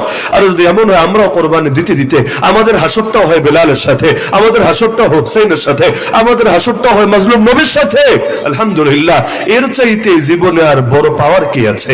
এতটুকু পেলেই চলবে, আলহামদুলিল্লাহ। সুতরাং দ্বীনের জন্য সর্বোচ্চ কোরবানি দিতে রাজি আছেন তো ইনশাআল্লাহ? রাজি আছেন তো ইনশাআল্লাহ? তা আমি এখন একটা মিনিট সময় নিব আপনাদের থেকে, কেউ ওঠাউঠি করবেন না। যদিও কর্তৃপক্ষের পক্ষ থেকে আমি মাফ চেয়ে নিচ্ছি, এই যে বিপুল পরিমাণ মানুষ বসতে পারেন না, দাঁড়িয়ে থেকে এতক্ষণ কষ্ট করেছেন, আসলে এটা আমাদের সকলের জন্য লজ্জাস্কর। আমরা বসে আছি, আপনারা দাঁড়িয়ে থেকে কষ্ট করছেন, মাফ করে দিবেন, যাতে আগামীতে আরো এমন জায়গার ব্যবস্থা করা যায় সকলে যাতে বসে শুনতে পারে। এবার একটা মিনিট সময় শুধু মাদ্রাসার জন্য। আপনারা জানেন যে এই মাদ্রাসাটা ভাড়া জায়গায় প্রতিষ্ঠিত, তাই না? নিজস্ব জায়গা নেই, ভাড়া দিতে হয়। তো এই মাদ্রাসাটা খেদমত করা আমাদের সকলের নৈতিক দায়িত্ব। আলহামদুলিল্লাহ, আমাদের ফরিদ ভাইকে তো সবাই চেনেন, আপনাদের থানায় ছিল ওসি হিসাবে, নাকি চেনেন না সবাই? তিনি একজন তদন্ত দায়িত্বে ছিলেন। তো এখন তিনি একজন পুলিশ অফিসার হয়ে আলহামদুলিল্লাহ হিম্মত করে একটা মাদ্রাসা দাঁড় করিয়ে ফেলেছেন। তো আমরা যারা আছি, আমাদের প্রত্যেকের তো আমাদের নিজের জায়গা থেকে আরো বেশি কিছু করা দরকার। তার বাড়িও সিলেট না, শ্বশুর বাড়িও সিলেট না, আত্মীয় স্বজনও সিলেট না, তারপরে সিলেটে মোগলা বাজারে দিনের একটা আলো জ্বালিয়ে দিলেন। অথচ এটা ভোগ করতে পারবেন কি পারবেন না কোনো ইচ্ছা নাই। বরং আমাকে আজকে বলেছেন যে হুজুর, এটা বলার দরকার নেই, আমি করেছি, আল্লাহ আমার হাতে করিয়েছে, আমি উম্মতের জন্য এটা কোরবান করে দিয়েছি, আমার চাওয়া পাওয়ার কিছু নাই। তো এখন এই প্রতিষ্ঠানটা যাতে ঠিকভাবে পরিচালিত হয়, এজন্য আমরা সকলে একটু খেদমত করলে সকলের জন্য ভালো হয় না? অবশ্যই ভালো হয়। তো এখন মাদ্রাসার ছাত্ররা আপনাদের সামনে যাবেন। আল্লাহ যাকে যেমন সামর্থ্য দিয়েছেন, সাধ্যের সর্বনিম্নটুকু দিয়ে না, সর্বোচ্চটুকু দিয়ে চেষ্টা করেন প্রতিষ্ঠানের খেদমত আঞ্জাম দেওয়ার জন্য। এটা কোনো বক্তাও নিবে না, এটা ওসি সাহেবও নিবে না, মোতায়েম সাহেবও নিবে না, সেটা প্রতিষ্ঠানের কল্যাণার্থে ব্যয় হবে। ছাত্ররা কোথায়? রুমাল নিয়ে, টুপি নিয়ে যান, যে ভাইয়েরা দাঁড়িয়ে আছে, বসে আছে, তাড়াতাড়ি করে। আর ছাত্ররা না থাকলে এলাকার যারা আছেন মাদ্রাসার সঙ্গে সম্পৃক্ত, আপনারাও যান, এতটুকু খেদমত আঞ্জাম দেন স্বতঃস্ফূর্ত ভাবে। প্রত্যেকে শরীক থাকেন, একজনও মাহরুম থাকবেন না। আপনি আল্লাহকে দিলে আল্লাহ আপনাকে দিবেন সর্বনিম্ন 10 গুণ। আখিরাতে দিবেন, দুনিয়াতেও দিয়ে দিবেন। দ্বীনি প্রতিষ্ঠানে দিয়ে কেউ কখনো ঠকে নাই, কারো কখনো লস হয়নি। আর আপনাদের সকলের জন্য আজকে ইনশাআল্লাহ যখন দোয়া হবে, আমাদের যিনি দোয়া করবেন তিনি সকলের জন্য দিল খুলে, মন খুলে, প্রাণ খুলে দোয়া করবেন। কেউ যদি চান এখানেও দিতে পারেন। প্রত্যেকে শরীক থাকেন ইনশাআল্লাহ, সাধ্যের সর্বোচ্চটুকু দিয়ে। আল্লাহ তাআলা আমাদের এই ছোট্ট ছোট্ট দানগুলো দিয়ে দ্বীনি প্রতিষ্ঠানগুলো এখনো টিকিয়ে রেখেছেন এবং কিয়ামত পর্যন্ত টিকে থাকবে ইনশাআল্লাহ। আপনার খেদমতের বদৌলতে যদি কিছু ছাত্র হাফেজে কোরআন হয়, আল্লাহ তাআলা আপনাকে এই এতটুকু উসিলায় মাফ করে দিতে পারেন। তো সবাই শরীক থাকেন, যে ভাইরা আছেন, যারা দাঁড়িয়ে আছেন, সবাই শরীক থাকেন। আরো 2-1 জন যান, একটু তাড়াতাড়ি হয়ে যাবে ইনশাআল্লাহ। আর শুধু একদিন দিয়ে শেষ না, আমরা নিয়মিত প্রতিষ্ঠানের খেদমত করার চেষ্টা করব। শুধু এটা না, বাংলাদেশের যত দ্বীনি ইদারা আছে, দ্বীনি প্রতিষ্ঠান আছে, সবগুলো যাতে সুষ্ঠুভাবে পরিচালিত হয়, এজন্য আমরা প্রত্যেকে আন্তরিকভাবে ফিকির করবো ইনশাআল্লাহ। আল্লাহ তাআলা সাউতুল হেরা তাহফিজুল কোরআন মাদ্রাসাকে কবুল করুন, মাদ্রাসার যাবতীয় প্রয়োজন গায়বী খাজানা থেকে পূরণ করুন। এখানকার প্রতিটা ছাত্রকে হাক্কানি, রাব্বানি, হাফেজ, আলেম, মুবাল্লিগ, মুজাহিদ, দায়ী হিসেবে কবুল করেন। আপনারা যারা এই সন্ধ্যার পরেই কষ্ট করে এসে দীর্ঘ সময় ধরে এখানে সবরের সাথে বয়ান শুনেছেন, আল্লাহ তাআলা দুনিয়ার কষ্টের বদৌলতে আমাদের প্রত্যেকের নাম জান্নাতুল ফেরদাউসের লিস্টে অন্তর্ভুক্ত করুন।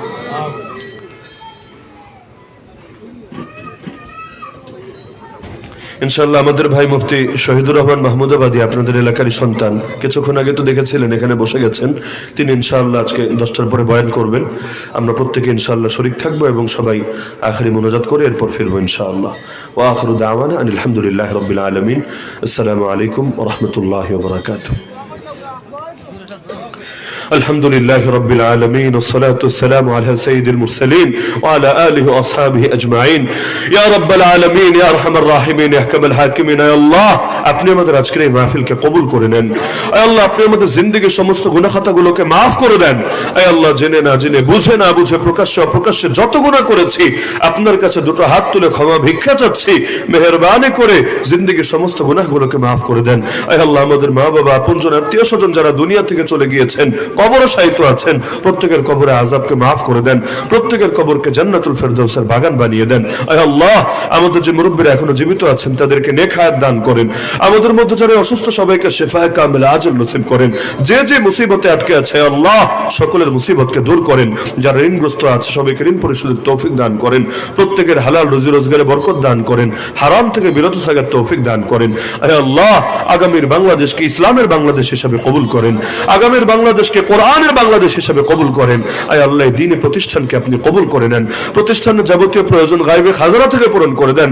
আয় আল্লাহ, প্রতিষ্ঠানে একটা নিজস্ব জায়গার স্থায়ী ক্যাম্পাসের ব্যবস্থা করে দেন। আয় আল্লাহ, এখানকার প্রতিটা তালিবুল ইলমকে হাক্কানি রব্বানি হাফেজ আলেম হিসেবে কবুল করে নেন। আয় আল্লাহ, যারা দান সদকা করেছে প্রত্যেকের প্রতিটা পয়সাকে আপনি কবুল করে নেন, যে যে নিয়ত দান করেছে প্রত্যেকের দিলের নেক মাকসাদকে পূরণ করে নেন। আয় আল্লাহ, জিন্দা মুর্দা সবাইকে মাফ করে দেন, আসমানি জমিনে সমস্ত বালা মুসিবত থেকে হেফাজত ফরমান। আয় আল্লাহ, বারবার বারবার মক্কা মদিনা জিয়ারতের তৌফিক দান করেন। আয় আল্লাহ, ঈমান নিয়ে বাঁচার, কালেমা জপতে জপতে শেষ নিঃশ্বাস ত্যাগ করার তৌফিক দান করেন। আয় আল্লাহ, আমি পাপীকে শাহাদাত নসিব করেন, আমার সাথে যারা আমিন বলছে সবাইকে শাহাদাত নসিব করেন। রক্তের শেষ বিন্দুটুকু জমিনে ঢেলে আপনার জমিনে আপনার দিনকে যাতে বুলন্দ করে যেতে পারি সেই তৌফিক আমাদের সবাইকে দান করেন।